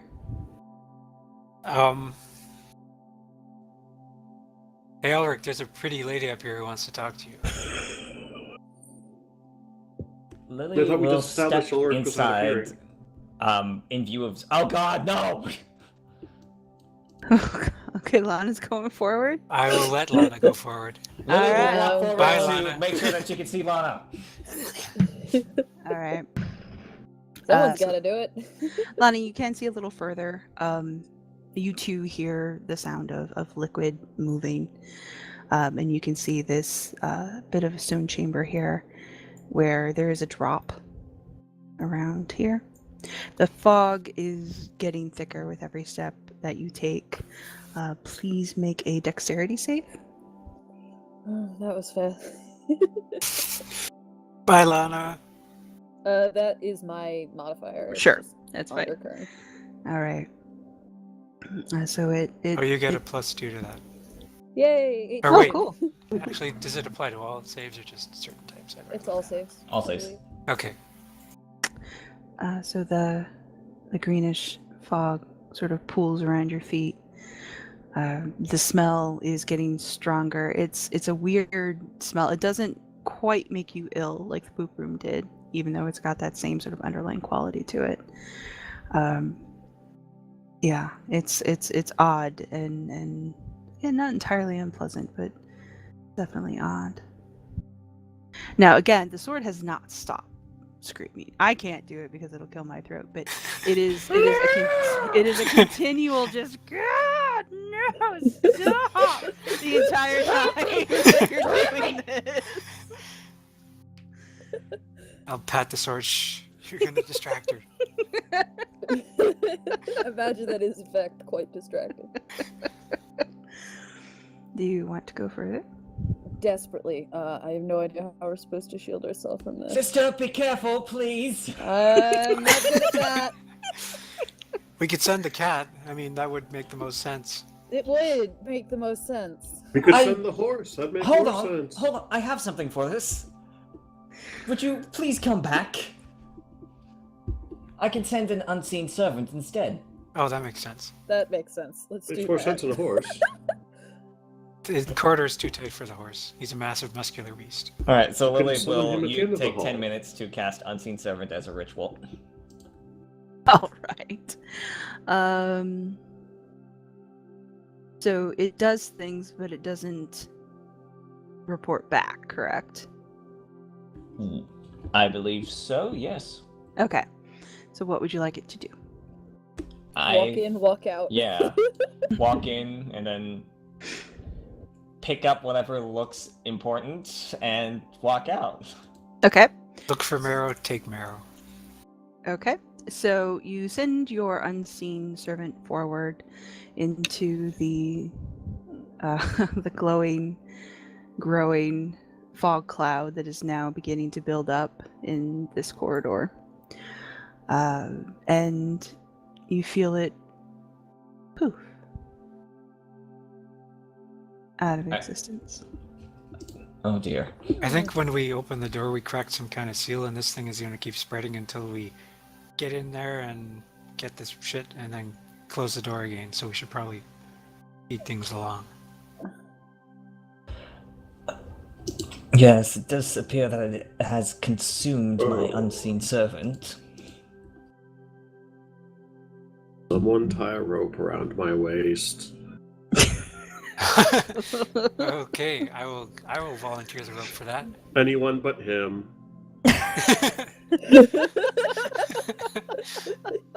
I can also do it.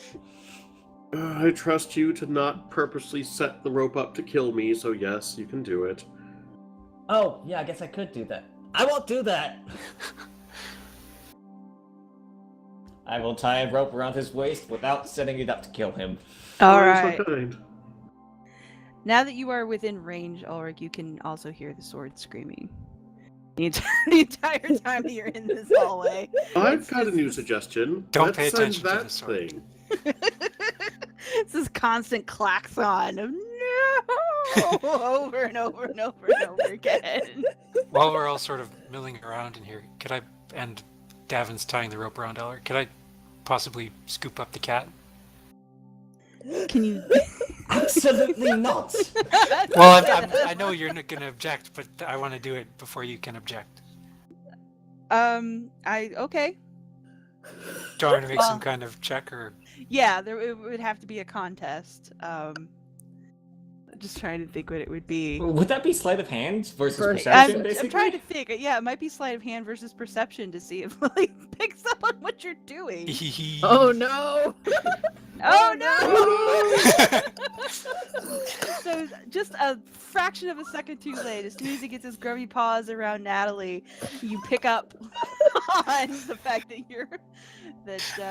your cat is being manhandled without informed consent, and there's Xylund with Natalie. That is me chucking it down the hall into the Oh mud. my god!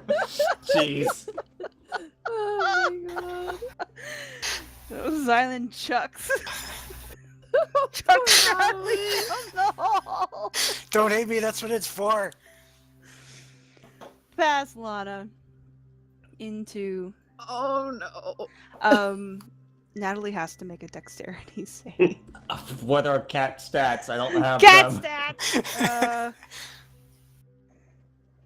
Hang on, we'll get some cat stats here. I didn't have my cat stats out. I should have. I got him. I got him. You got cat stats? All right. Google saved me. Dexterity save here we go. is. I got plus two. Poor Natalie. She's not a living thing. Oh. Very bad. Natalie will very soon be not alive. She's not. I mean, how many hit points does Natalie have? 2? Yeah, she's done. Oh crap! From the fall or the mist? I don't know if you. What kind of connection do you have with Natalie? Well, 0, but Well, I'm let's watching see. the Not progress. you, Lily. Oh, okay. All right. Let me read on. Let me read Yeah, up we on gotta Find find Familiar Familiar. real quick. Next is gonna kill If you. she for looked getting- through her senses, she'd have her sight and hearing. If Right, she but did. If she did, yeah. Which she would have had to take an action in the middle of that to do Okay, that. yeah, that's kind of what I thought was you. I don't think you're channeling her senses. Yeah, pretty much. That's So the just- summary yeah, of you it. have no idea. Well, you can communicate with it telepathically as an action. You're blind and deaf. Blah blah blah. So yeah, you wouldn't be sharing senses with her. Does Natalie say anything other than "Oh God, let me go, put me down"? I'm sure when she got picked up, there was panic screeching. So you have panic cat screeching, as well as the klaxon sword going off in your head at the same time. There, Lily.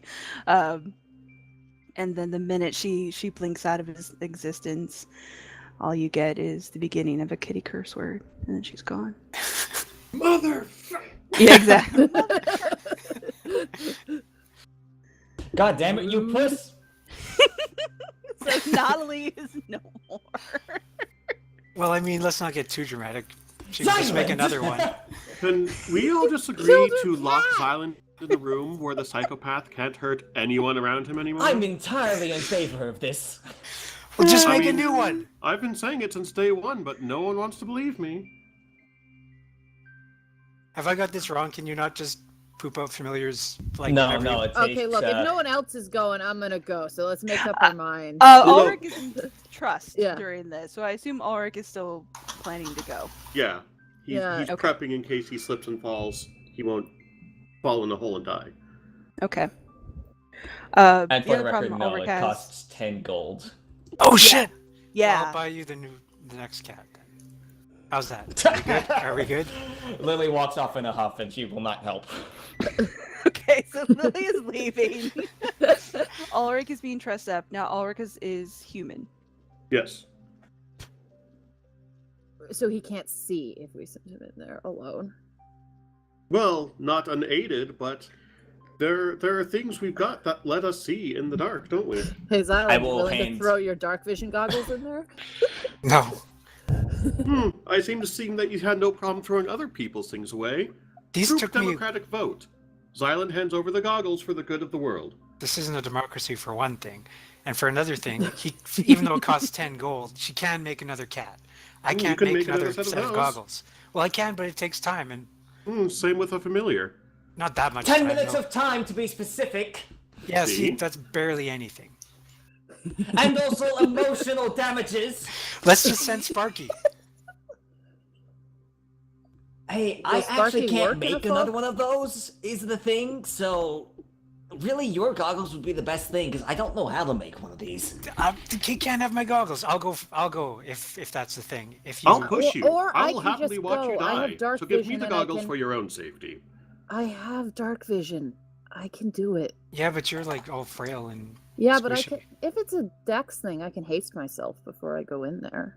Yeah, you think so? I guess I can go. I mean, it does make the most sense. I can see in the dark, and I've got armor. Yes, Um, but you're uh. slow and sluggish and you'll fall to your death. I vote for Xylund going. It's down to Let me me and tie Lana. this It rope seems around like. your waist. I will be the one holding it. I'll No. be the anchor.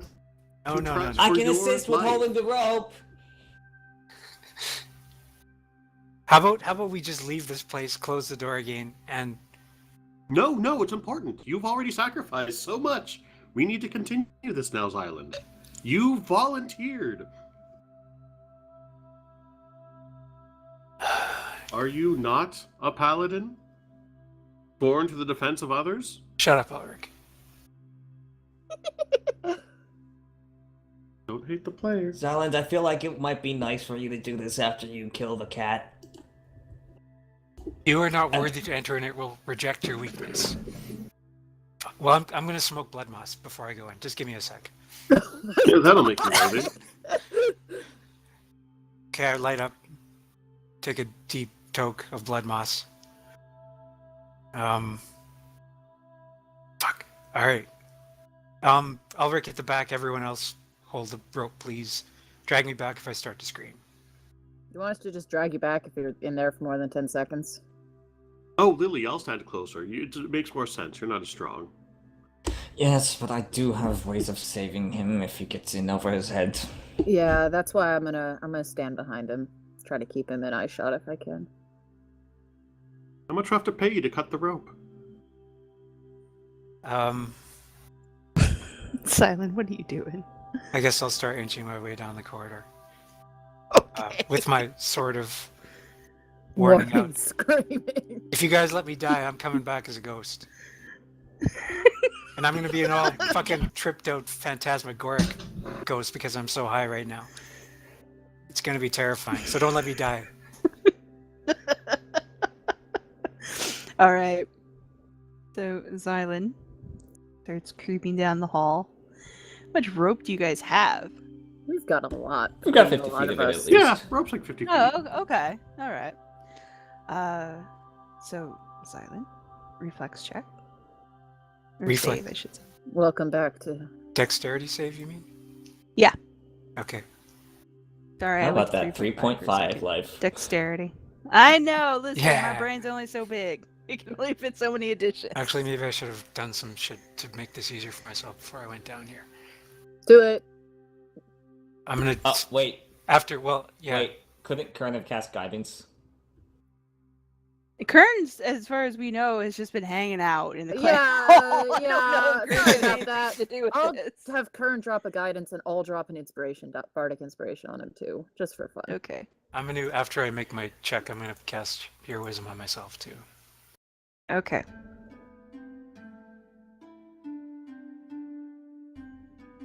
So you can't be frightened. You got guidance and you've got bardic inspiration.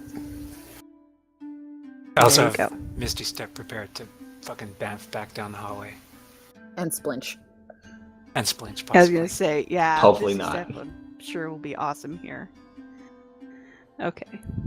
So, you start to wade your way through the thickening fog with that weird midden smell ahead of you. Smells like rotted food and wet grass and an odd combination. But you hear the water. Do you want to go further? Yeah, I'll keep going. Okay. I will How far? pray to Grannon, I guess. Okay. What is your prayer to Grannon? Don't fuck me here, Grannon. Quality prayer. All right. How far do you wish to go? I'm Okay. going. I'm just going. I'm committed until the rope runs out, I guess. Okay. So. We are waiting 10 seconds and then pulling. Wait, there was another door to this place? Fuck. Technically you can't see it, but so as you get closer, you see, similar to what Lana saw, that the floor here does dip down into steps, and there is a pool of water or something. I need you to make another dexterity save, please.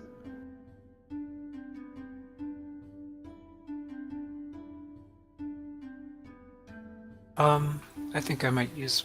What does guidance do for me?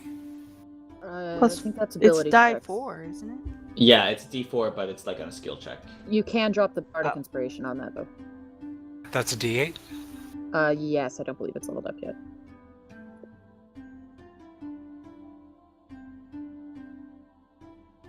Okay, so 16 in total. Yeah. All right. So now the fog here is getting to the point where it's almost chest height, and it's beginning to. I mean, you can almost feel it brush against your exposed skin. It's not entirely pleasant. It starts to feel like your lungs are starting to fill up, like you're breathing through cotton. But you can see the pool ahead of you. No real indicator how deep it is. The sound of water is constant as the slight shaking of the floor and walls. And the closer you get to the water, the thicker this fog gets, and it moves in sort of swirls and waves, and almost like it's animated of its own making. Just Kind a of like little. the fog in the blood well that formed... The animated mist? Yeah. Yeah, real similar. Of Um, course, your sword is still screaming this entire time, and anyone who is currently in the hall, including Ulric, can hear it. do I see anything that looks like marrow? What does Marrow look like? I don't know. I assume sort of gooey and white-ish. You don't see anything gooey and whitish from your vantage. Moving closer, if you step closer to the pool, Yeah. which I assume is what you're doing, you can kind of see inside, and while you're not sure exactly where the bottom is, you do see in and floating that this isn't exactly water. It's heavier. It's a little more viscous than that. It's still clear with a pale green cast to it, and you can see odds and bits and brief flashes of white as the liquid churns. Not exactly identifiable. It All looks right. like a bad stew in there. I am going to dump out my flask of vodka, I guess, and fill it with hopefully marrow juice. Okay. Ew. So you bend down to dip a flask into the marrow. Yes. Okay. You manage to get the mouth of your flask down past the liquid when your sword, and again, everyone in the hall can hear it as well, suddenly screeches, "Oh my god, for the love of Grennan, stand up and turn around!" Okay, I'll do that. So you get up and turn around, and as you do, coming from the animated mist, it sort of coalesces into a face and becomes somewhat solid for a moment, and a spirit, a greenish tint, impish little spirit, comes flying out, trailing the mist behind him, brushing past your face, almost making contact. Looked like he was trying to bum rush you before fleeing to the other side of the room, and once again seeming to spread out and join the fog around it. All right. But does he have marrow juice now? Do I have marrow Sort of juice, or did I? sage. Pardon? You have a melted top of your flask. Oh, okay. Didn't we? Okay, I'll go back to the others. Make a Constitution save on your way out.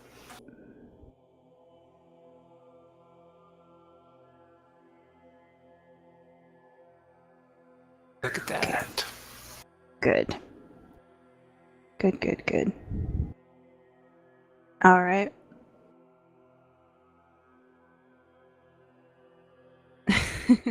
All right, I'm checking my notes. All right, so as you head back down south to reach the party, one last dex save for fun. I want to see if this works. I don't know. Oh my god. Oh no. Oh no. Oh no. What's your armor class? 18. Okay. Dice roller. Okay. So once again, your sword goes into hyper mode. And says, don't turn around, don't turn around, don't turn around! Just go! I will go. And as you hustle down the hallway, you feel contact with the back of your armor and hear the, unfortunately for you, familiar sound of acid eating into metal. Motherfucker! As a Oh, blob that's of the- something hits the back of you. And it doesn't damage you directly, but it does affect your armor.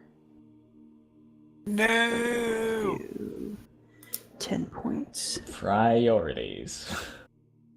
Yeah. I'm already screaming, burn it off, burn it off, burn it off, burn it off! Yeah, so here comes Xylund screaming down this corridor. You guys can all hear the klaxon sword freaking out. And Xylund is screaming, burn it off, burn it off, burn it off, burn it off, waving a half-melted flask in the air. You heard him. Burn the rope.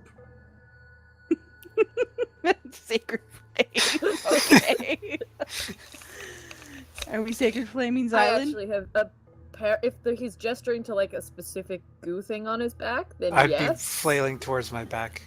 Yes, is the final answer to that question. Okay, so Xylund turns around, starts God. running ass first towards the group, screaming, burn it off, burn it off, burn it off, burn it off.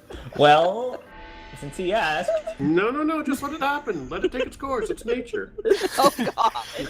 that's Davynn. One at a Sacred time. flame One at and- a time. Jesus.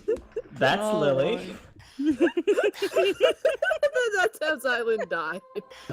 Exactly. So Firebolt really connects. Make your dex save, please, Xylund. Okay. So it's what, half damage on Sacred Flame? Yeah. Alright, so 14 points in toto Sheesh. to Xylund. To Xylund as he comes. Oh wait, no, he screaming takes out. nothing from the sacred flame if he succeeded. Oh, is okay, half already. So it's not half, it's 9. Yeah. So it's just 9. So you take 9 points of fire damage. But it does burn the acid off. Unfortunately, it also gets you in the back of the neck and back of the arms and butt and everything else. Alright. Well, at least they burned it off. Xylund isn't going to be too upset about that because he's figured out how to surmount this challenge. So there's a pool of acid up there, he says, without really stopping for a beat. And we have a robe that protects us against acid. So what we need is to go up there and go into the pool, look around for some marrow down in the pool. It look like there are floaty white bits. That's probably marrow. So Lily, I guess I'll just untie this rope. We'll tie it around you. Off you go. For the sake of not killing Nex's character while he's not here, I'll take the Yeah, we rope should- from yeah. her and do that. You can also take the cloak from her. Yeah, Wait. the robe, cloak, same. Oh, rope. Got it. Yes, both. English is Also, hard. I melted my flask, so I feel like we're even as far as killing your cat goes, as far as damage taken. Also, look at the back of my armor; it's all fucking weird and melty, I imagine. So yeah, these are the sacrifices you have to make, like in science. Oh my god. Violet, Lily I think uses the more you thaumaturgy talk, to the make worse her you're eyes making things glow for with yourself. fiery rage. So wait, should we like cut off a piece of this cloak and use that to like lift it out of the acid river? That sounds like a bad idea. I'm not sure how we do. Yeah, Because we need something that can carry it. I'm sure we could find something. you could try fishing with the robe, I guess. I don't know. Maybe there's something in the maggot room. Or maybe in this room. Let's check this room first. That door is still shut. Hey, Ulric, can you help us open up this door that's not a maggot door? It depends. Will things of mine get destroyed? Oh Seems Hopefully to not. be the common theme. Ulric.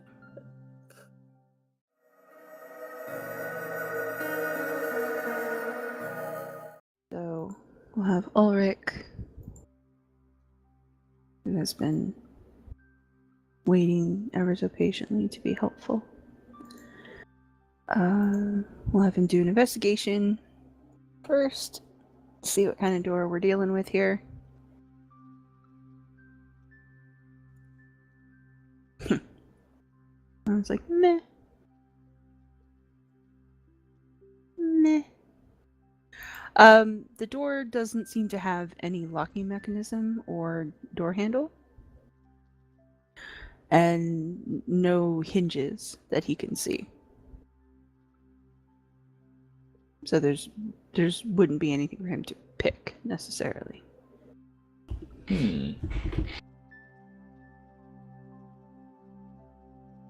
Can other people take a look for mechanisms even if they personally couldn't open it? No, sure. If you want to investigate, go ahead. Oh my god. I am eager to get away from Xylund flirting with Kern, so Oh, very nice. Yeah, there's as Lana takes a good hard look at it here. Same thing. There's no hinges that you can discern. There's no locking mechanisms. There's no even handle. You tried to push on it. It doesn't seem to move. Your detect magic the whole time has been telling you everything is transmutation and necromancy, and that hasn't really changed.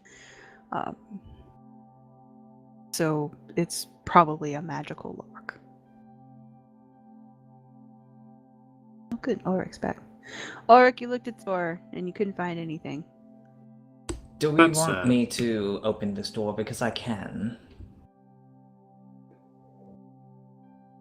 assuming it has some sort of mechanism. You can't just cast it off on a giant slab of rock. Well, it looks like a door. Alright.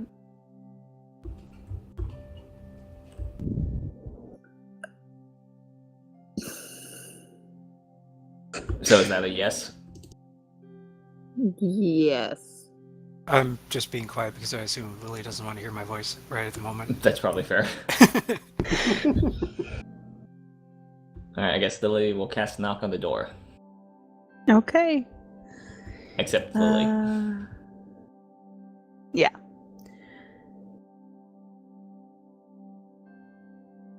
Okay.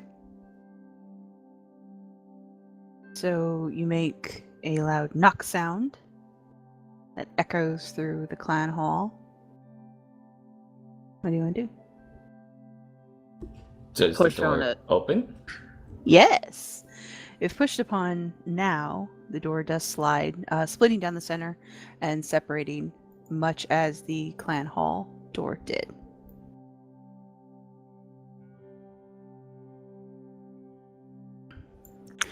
The first thing that strikes you about this room is it's blindingly bright in here. You'd almost forgotten what sunlight looks like, but this room is flooded with it. It appears to be somebody's personal chambers, just from what you can see from the doorway. There's some steps leading down. Yeah, it's the same stone as the rest of the complex so far. And it seems to lead into personal quarters. There's a dresser, there's a dressing table around the corner. As the room continues to the south, there's a section for eating, there's a section for sleeping.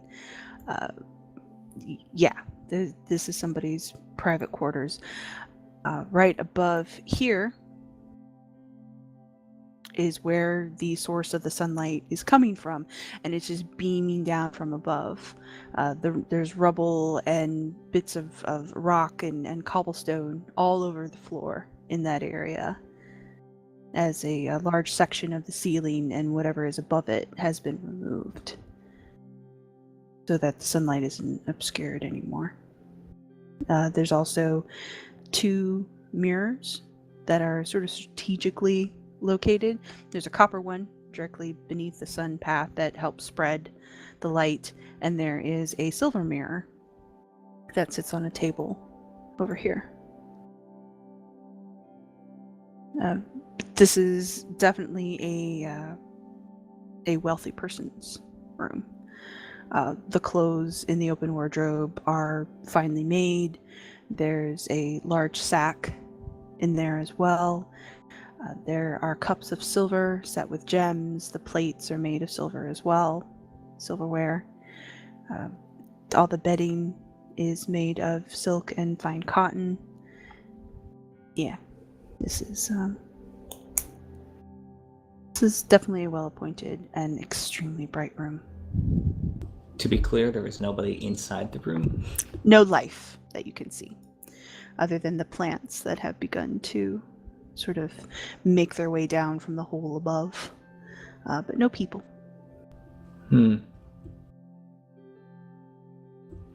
Davynn likes sunlight. He will walk inside. Okay. Yep. It is immensely bright and easily 5 degrees warmer in here than anywhere else you've been so far. It also doesn't smell like something died. This seems really out of place. Is it just me, or does this seem really out of place to anybody else? It's really out of place, yeah. Well, this must be Kargut's room. See, he's not such a bad guy. He likes sunlight. That's not necessarily a good thing. But it is a good sign. I think we got this Kargut guy all wrong. I think we should team up with him. Let's not get ahead of ourselves now. Alright, I guess let's search around the place, see if we can find anything of note. Okay. Again, laid out pretty much everything that was in the room. The things, what is of significance to you is totally up to you. The silverware and cups and things are probably valuable. They look to be well made and clean, and probably have some weight to them. The clothes are strange in that they don't seem to be all dwarven sized. Some of them are, but others look like they're made for someone taller. Decidedly male as to them, but also extremely brightly colored. There's one robe of black in the wardrobe, but everything else is shades of red and emerald green and canary yellow and pretty brightly colored items. The copper mirror over here is pretty common. It's large, but it would be pretty cumbersome to take and fairly minimal value. The silver mirror, that is a little more common. I mean, silver mirrors can be fairly expensive, especially when this size, and it does seem to be well cared for and highly polished. Kern seems particularly drawn to it for reasons that I will tell him later. Kern would most likely want to pick that up. The only other Silver object mirror, you said? of... I'll plop it in his inventory. Yeah. I'll go Well- ahead and a silver mirror. Hold on. If this is someone's private quarters, perhaps we should not disturb it in case they return. It's in his inventory. All right. Yeah, very well. I don't think Kern would leave without the mirror. But other than that, there's again, as mentioned, there is a brown bag in the bottom of the wardrobe. So whatever you choose to take is up to you. Is your detect magic still up there, Alana? Always is. Or anything in here? Yeah, the mirror itself that Kern took, and the bag in the bottom of the wardrobe. I'm gonna Ooh. touch the bag. Okay, she says with great trepidation. It's a pretty good size leather sack, about the size Filled of with a saddle treasure. bag, with a long strap, like a messenger bag almost. It feels empty when you pick it up. I'm gonna look inside it. It looks empty. I'm gonna stick a hand in it. Okay. So you stick a hand in it, and it seems to float in nothing for a minute, and you get your hand in there almost up to the elbow. Ooh. So And you do finally feel something brush against your fingertips. They Like feel like the- coins. I am going to not announce this because Ulric is in the room and try to pull some of this up and see what it is. So do you want to roll sleight of hand? Yes, Okay. I tried.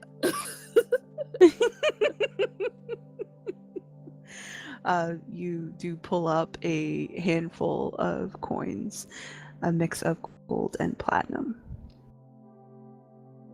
Easily, 20 of each. Just In from the your hand. handful? Damn. Mhm. Wow. They're very small. They're not Greylock coins. Because Greylock coins tend to be larger and thicker, and they're even if they're gold or platinum, they usually have a core of a base metal. Lorehold's very much the same way, except their core of base metal is larger. But these are very small. They seem to be pure, or close to pure metal, and they're highly decorative. They're actually really pretty. If you've seen like Spanish pennies, they kind of look like Ooh. those. But yeah, they're actually really, really beautiful, finely made coins. But And you're not sure what nation they come from. was my detect magic ping on the bag itself or something Yeah. inside it? Alright. Again, the bag itself is the biggest thing. It's transmutation. Whether or not there are Gotcha. other items inside that are magical, it's difficult to tell. So if I stick my head in the bag, and I see if there's anything else in there that's I don't magical. think that's how that works. I think your head just goes into that. Alright, and I'm gonna stick my hand back, arm back in there up to the elbow, feel around, see if there's something that's not coins in here, or if it's just coinage for days. Okay. So floating around, there is one other item. Very small. It feels like a marble or a ball bearing. In the words of my companions, yoink. Yoink. Pulling it out, it is a pearl. Looks like a pearl. Hey, Xylund, or Lily, or either one of you, can you I'll identify take it. this?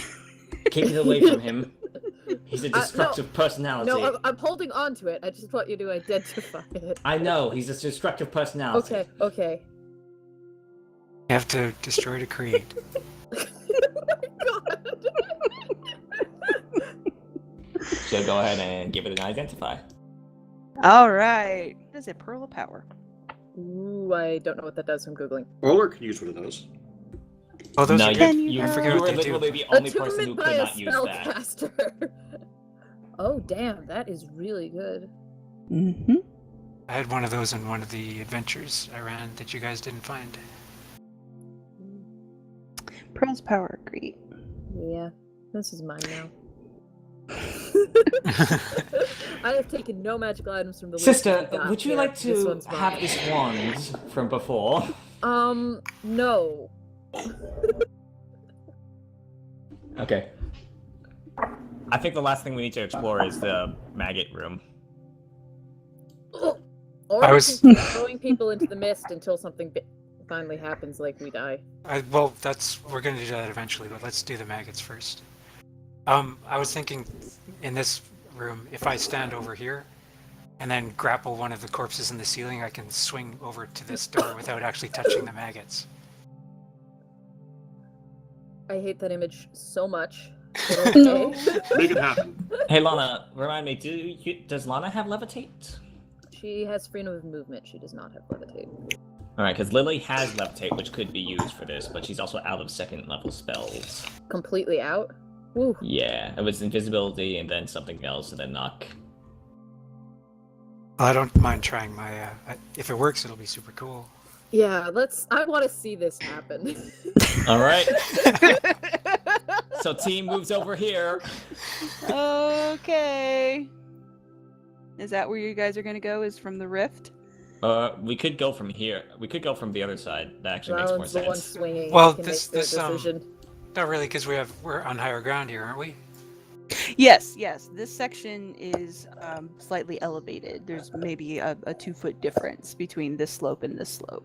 So I think it'll give me more momentum if I leap off here and swing down here. Okay, so you walk across this sulching field. Well, no, we're going the long way mushrooms. around. No. Here in this room. Oh, right. here. Yeah. This squelching field of mushrooms and slimes and molds, walking past mounds and ducking under dripping bodies. Wait. Too late. Never mind. What? Were there any hats in this guy's room? No. Surprisingly, no. There weren't any hats there. It was all like vests and breeches and boots. Wait, were Of we various expecting sizes. hats? Well, I'm just saying. Well, he it would wants- save he wants our to hair cover from his head. being dripped on. Ah, gotcha. You guys don't have to come into the room. You can just watch from the doorway. Will do. You guys trample through this field of. Do you want another inspiration die? I feel like I should use that. Right Xylund about will stay now. here, and not Xylund. Davynn will stay there in case help is needed, and Lily will watch from the doorway because Okay. I don't like you. Harsh. Blame science. Okay, so yeah, I guess let's do this. Oh shit. Do I get an inspiration die? I don't Yeah. know if I declared it. Okay, good. Take I it. thought you said inspiration. No, I die. Oh, asked fuck. him if he wanted it. Oh, I And then he said definitely want it. nothing. I definitely want it. Not that it helped.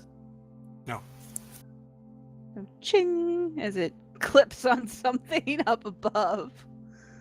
But it doesn't take hold. Okay, well that could have been worse. I have a flamethrower. We could just try burning the maggots and seeing what happens. Oh, how about we do both? How about you stand up here and lay down some covering fire below me while I swing over this field of flames? This is a great plan until you fall into it. I don't know, I'd Uh, rather be burned than eaten by worms, to be well- No, honest. it's still a great plan, even if that happens. I will try firebolting the maggots. God, okay. You know, see, this was one of those situations where it'd be really good to have, like, that Glamratus I was talking about, where we could record moments and replay them later on. So what happens when the maggots get firebolted? Oh, Oh my gosh. Okay, so in attempt number 2 to shoot the grapple gun into the ceiling to create a swinging moment, you hear it clink. You hear it hit something, but then you see the rope fall slowly into the center of the room without its grapple attached.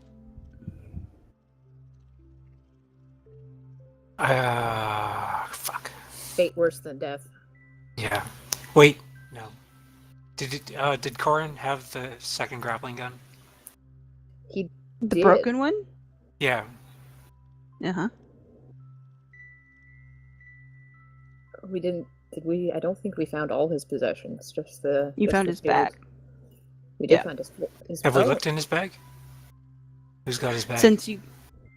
Kern has his bag. Kern's had his bag. Is there a grappling gun in there? A broken grappling gun, yes. But does it have the grapple attached? Yes. I see how it is. Ulric wants to look in something. No, Ulric, don't steal things. When it comes to looting your partner's corpse's belongings, then it's fine. Look on the bright side, maybe I'll fall and die in this field of flames. You should just run and jump. So I'll attach the grappling hook to my grappling gun. And fire again? Okay. So levitate is completely out of the question, just so that we're clear on that. We'd have to burn one of Lily's 3rd level spell slots Okay. for it. Okay, that's a bit better. Okay. All right, that is enough to seat the hook into the ceiling. Now, again, this is a dwarven ceiling. You do get a little bit of height because the grub farm is at a slightly lower elevation, but you're still gonna have to be pretty high on your swing, or you're gonna be dragging your heels. Okay. Let's see. Maybe Davynn and Kern, if you guys could hold one end of the rope while I try to climb it a little bit higher and then swing across. Sure. Key? Okay. Go ahead and make athletics with advantage, please. Thank you for that. Oh no, Xylund, you can do your athletics. Oh, with okay, that advantage. Yeah.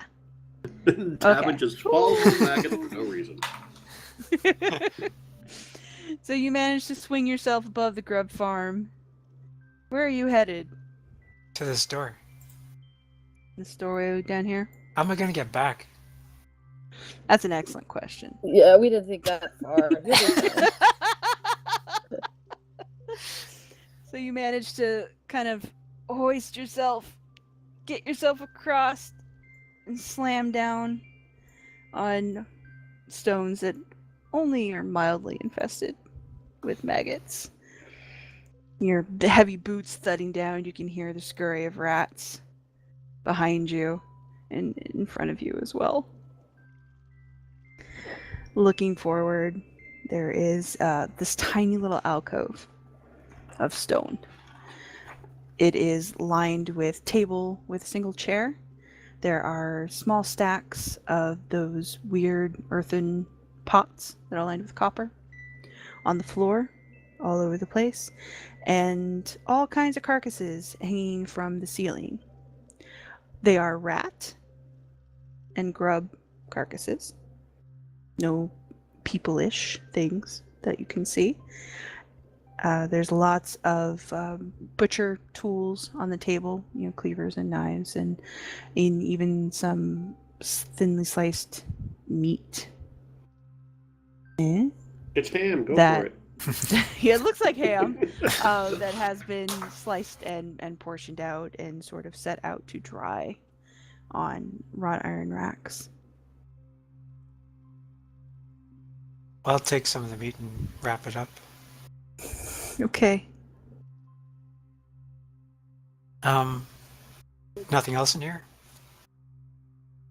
Just carcasses, the bins, and the meat, and the table and chair. The bins? What are in the bins? Well, the small stone vessels that are copper lined Okay. that are on the floor. And there's nothing in them, or? They are currently empty. Some of them seem to have some sort of like dried stuff at the bottom with a greenish tint to it. The marrow juice. But none of them are full.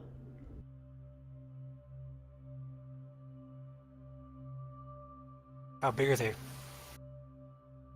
They're about the size of like a jelly jar. They're not very large. Okay, well, I'll take one with some stuff in the bottom. Okay. Maybe Lily can take a look at it. So I think I'm gonna have to summon my horse after all. The whole session has been building to this. So how narrow is this corridor here? This is definitely a single person corridor, but it only lasts, this little 5-6 foot here. Okay. And then immediately opens up into the massive grub farm. So if I summon my horse back here, so just so I had some extra time to have a word with him, and then we went down the corridor together, would that be possible? Yeah, he could fit. It'd be a tight squeeze for him, but he could fit. Okay, I guess I'll burn the spell slot and summon my horse. So Snowflakes pops into existence in the center of this little butcher's alcove. We should probably take a long rest at some point. Hey, buddy. Hi. So, when you go to Horse Heaven, all your injuries are healed, right? Mm-hmm. Okay, good. I got a bit of a favor to ask for you. Through down that corridor, there's like a field infested with worms, and they're probably gonna try to eat you as you charge across the field, and it might not be great. In fact, I'm not sure how steady the earth is, so you might wind up being dragged down to your doom type situation. I might have to like do a last second leap from your back through the doorway to safety type situation, but as soon as I'm free, I'll banish you back to Horse Heaven. And I don't know, what do you like? Do you like oats?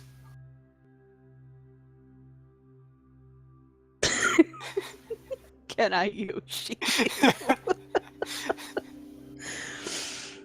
I don't really eat. Well, I'll give you some kind of rub, some kind of horses like to be rubbed, right? Oh! It's not what I meant. I think we all need adults. We all need adults.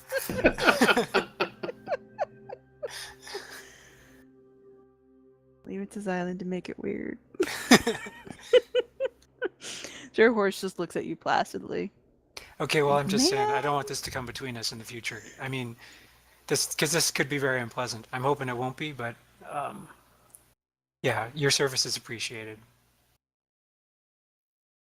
All right, He let's just go. sort of nods, shakes his mane. All right. So I get on. Now you understand no one can hear what he says back to you, Oh yeah. right? Okay. So you just have this conversation. Well, I'm in this room, so no one can hear me Okay. anyway. Don't worry, we're judging you as it is. So Snowflakes asks you, where do you want to go? Charge across the field to that door on the opposite end, and I will. Once we get there, we should be good, and I'll banish you back to Horse Heaven because this place is pretty unpleasant. Okay. Yeah. All right. So you get on Snowflakes, and he does indeed charge. He kind of has to slow down a little bit coming through the corridor. But as soon as he gets into the open here, everyone who is clustered in the mushroom farm sees Snowflakes with Xylund astride just bolt out and make a dead run across this field. The sound of squishing and popping and squelching is just deafening as he goes across this field. There are, as mentioned, these humps that occur randomly throughout the floor on both sides of the divide, and Snowflakes kicks one as he jumps over it, causing the grubs to fall away from it, and the rats scurry into the darkness, and a half-eaten corpse slowly emerges as its denizens flee. Snowflakes is booking across. If he's in pain, you don't know. He doesn't seem to indicate that. But you do see the grubs sort of work their way up whenever he touches down, even for a second. But he does make it to the far side, to the stone thing. The kind of the thunder of his hooves is deafened both by the squelching and by the constant rumble from the worms below. He makes it. It comes to sort of a sliding halt here on the bridge. How was that? You all right? Yeah. All right. Well, good job. That went really well. And he shakes his mane. You're probably my best friend, you know that? Yeah, I know. Alright. Well, you go to Horse Heaven and don't let the other horses give you shit. Okay. I'll see you in a bit. Goodbye. Bye. He poofs out of existence. So now you're alone on the bridge. Did I get burned by a horse? Did you? You're probably my best friend. Yeah, I know. Well, that's just the nature of the horse, though. He knows. That's his master. That's so. how deep our connection runs. Yeah, there's no question. Also, it doesn't hurt that Snowfunks is basically created from Xylund's mind, so obviously Yeah, he's gonna like him better than anyone else. He doesn't exist if not for Xylund. Alright, so you're over here. Everybody else is over here. I'll go rejoin them. Alright. You walk back through the room of paragons and the room of silence, down to the room of reaching arms, back to your crew standing in the middle of the mushroom farm. Lily being pissy over here. I'll give her the jar with the caked stuff in the bottom and see if she wants to look at it. I'm sure she will. Oh, you can roll her alchemy kit. Yay. Ooh, he's good. It's acid. It's incredibly strong, concentrated acid, which is why it still remains on the bottom. But these little stone and copper jars have been treated to be acid resistant. Oh wait, we can use this to fish in the acid. I didn't even think of that. I'm so brilliant, I'm out-brillianted myself. Oh my gosh. What? I can't even.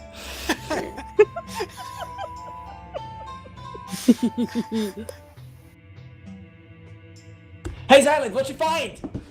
Ham. Ham? Ham sandwiches for everyone. Hooray. Really? Yep. Where is it? I show him the worm meat. That's not ham. That's definitely not ham. Yeah, it's worm. You got my hopes up, and now I'm sad. Well, it's all neatly sliced and everything, so maybe it's edible. Let's go get some essence. Davin's not having anything. I'm gone. Done with this. Done with it. Alright. So once again, the crew makes its trek single file up and around back to Hall of Paragons. And where do you want to go now? We could try going in the other door, I guess. It looks Might like it as might well. be closer to the actual acid action. We'll see if your sword starts screaming the same. Yeah. How do you want to... Do you want to do it the same way? We could all grapple down to... Use my grapple gun as a guide wire to get to here and then go up to here? Like Seems take it legit. 2 stages? Yeah, sounds good. Okay.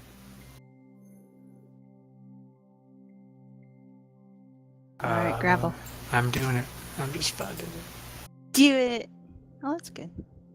So you, again, take hold. So now you guys have this rope guideline that will lead you to this doorway. And a reminder that this door is still shut. Well, we could just send Ulric ahead to see if he can pick it. Yeah. Well, the last few times I volunteered, I was told my services weren't needed, so I'm not so certain. Oh my god. See? Ulric, please. I suppose. Thank you very kindly, Ulric. You're the only person I can rely on other than Lana. I know. If you're feeling... It's either me or the potato or the cat man. This is Catman. The man who murders cats. Oh. Do you want some ham to fortify yourself before you pick the lock? You know where I come from. It's a custom to share a meal with another person. So let us both eat of the ham simultaneously in each other's mouths. I don't know. You make it sound kind of sexual there. I think I'll You hold pass. it. You hold it in your mouth, and then I'll take a bite. All right. What door am I attacking? This one. Oh, it's gross in there. I don't think I want to have anything to do with it.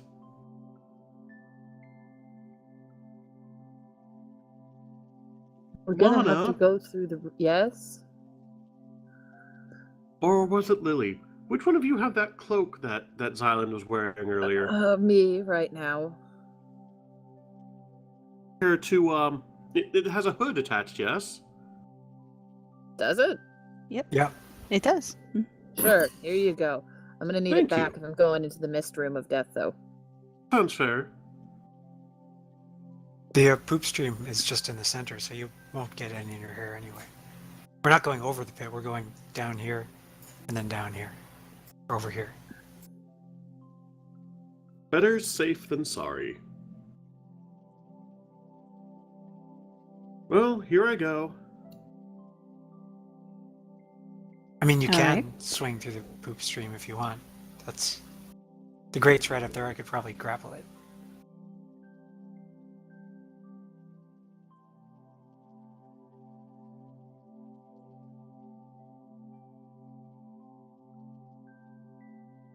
All right, I made it this far, and the DM didn't say anything, so I'm assuming he made it okay.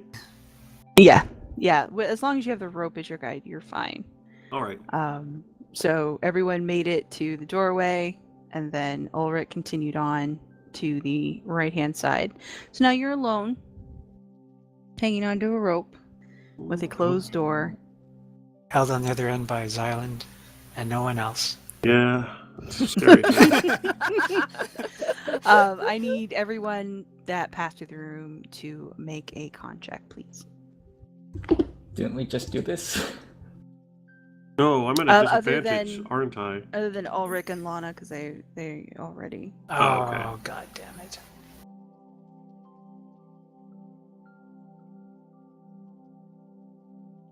That one's Lily.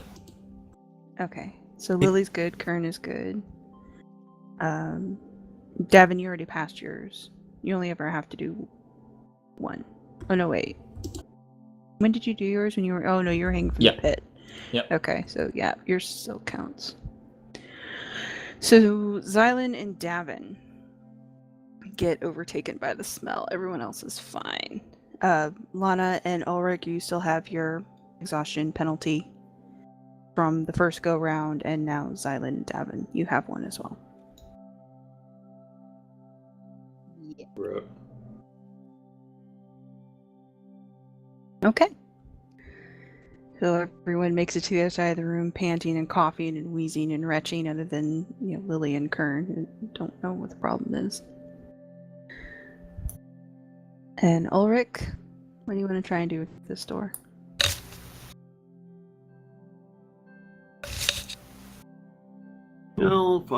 Just give it a once over. See if it's laden with traps, or are there any secret nobules and buttons and bricks and such like that.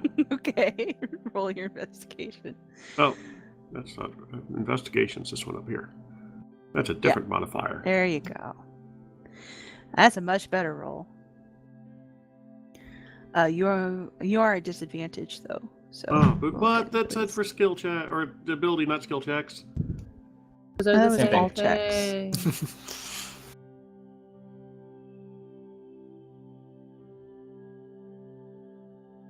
All checks. That's different. Rules lied to me. I'll roll one more time then. Yep. Please. If I can find investigation. Boo. Okay. It doesn't seem to be much different from the door that you guys went into the first time. It's got the same sort of decoration and inscription upon it. There's no handle or anything. You can't see the hinges, so it would be trial and error. Well, let's start trying. Okay. So even just before you find a place to insert these tools, which don't seem to be forthcoming, just touching the door allows it to open. By pressing it, it will split and open for you. Did we not have But- to use knock that first time? Anyway, continue. You use knocked on the private chambers, not on the Right. marrow door. Yeah, and that door was locked. Push So and as take a you- look inside. This door, you can see very clearly, almost directly in front of you. It drops into the pool of the marrow. You can hear the water. You get that dank vegetation smell mixed with rot. And unfortunately, the mist on this side is incredibly thick and does hit you full face. Save, please. Constitution again? Dexterity, please. That's a 13.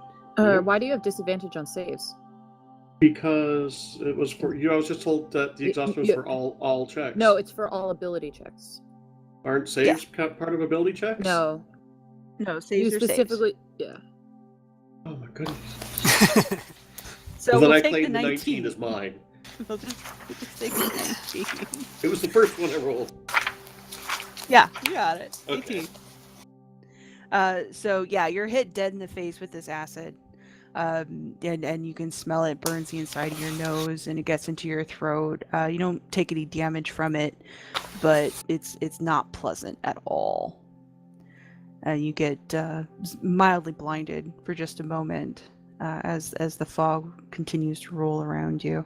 As Xylund, you can clearly see all of this. Like the fog is thick enough that you can see it quite plainly from where you are. So is it pouring out of the room? Yeah, it's absolutely pouring out of the room. It obscures Ulric. Ulric, once again, has no light. So... Okay, well, I'll start pulling myself over there using the rope. Okay. Who's holding your rope then? Well, I'm using... I guess I'll pass it off to Kern would whoever's... hold your rope. Yeah, Kern okay. would always hold the rope. Okay. So Xylund, you make your way over. As you get close to Ulric, you two will have to make a dexterity save.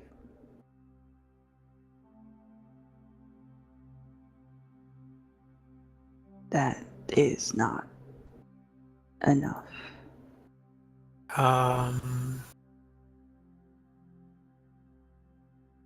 Okay. 9 points of acid damage. From the mist? Is Acid mist.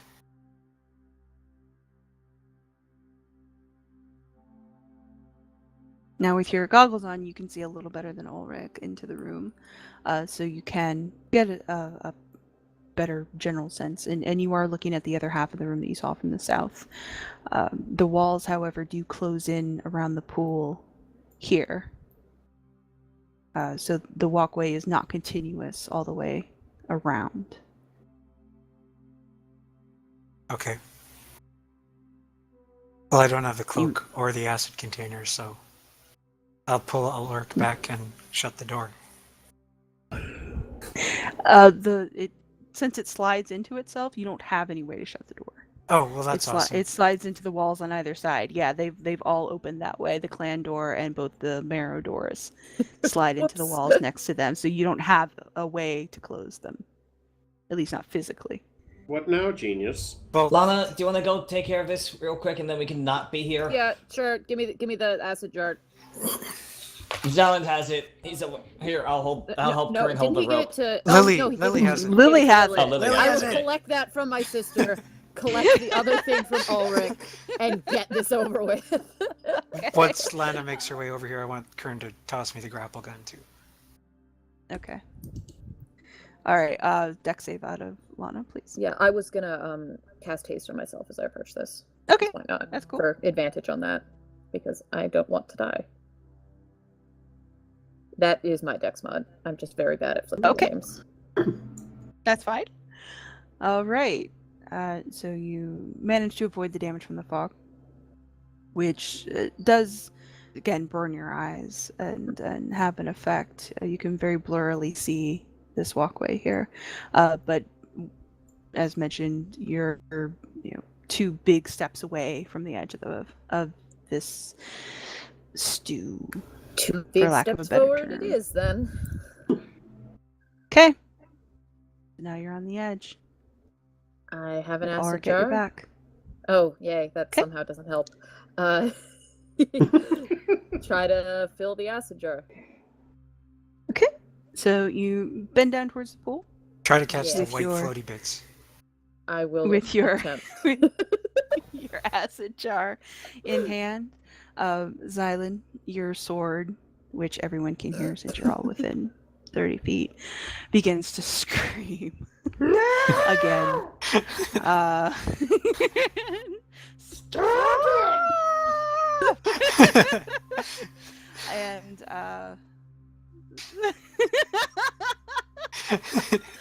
Lana, as you lean down and stretch out your hand to scoop up bits of the marrow, another hand rises from it, withered and Wow. cold and pallid and half rotted. It clamps around your wrist, Oh, I don't like that at all. and that's where we'll end this adventure. This happens to me! I Every forgot adventure has to twice end for on a cliffhangers cliffhanger. on sessions now. It is 4:23, and you have some fun time. I have to so leave in 20 minutes, you- damn it! we will take this opportunity to leave on a tense note. Spoopy note. On a spoopy note. Twice Lana has been grappled going into a cliffhanger ending. At least Stop the whole putting your party is hands in here and stuff. you're not being abducted. I can't help it. Someone's got to do it. All right. So yeah, we will stop here for today, and pick up next session with potentially, yeah. Lana becomes the new sword of warning. Why didn't we just Today, we should have attached this bucket to like a 10-foot pole. That would have been Yeah. smarter. Oh yeah. next time on Iyith. No!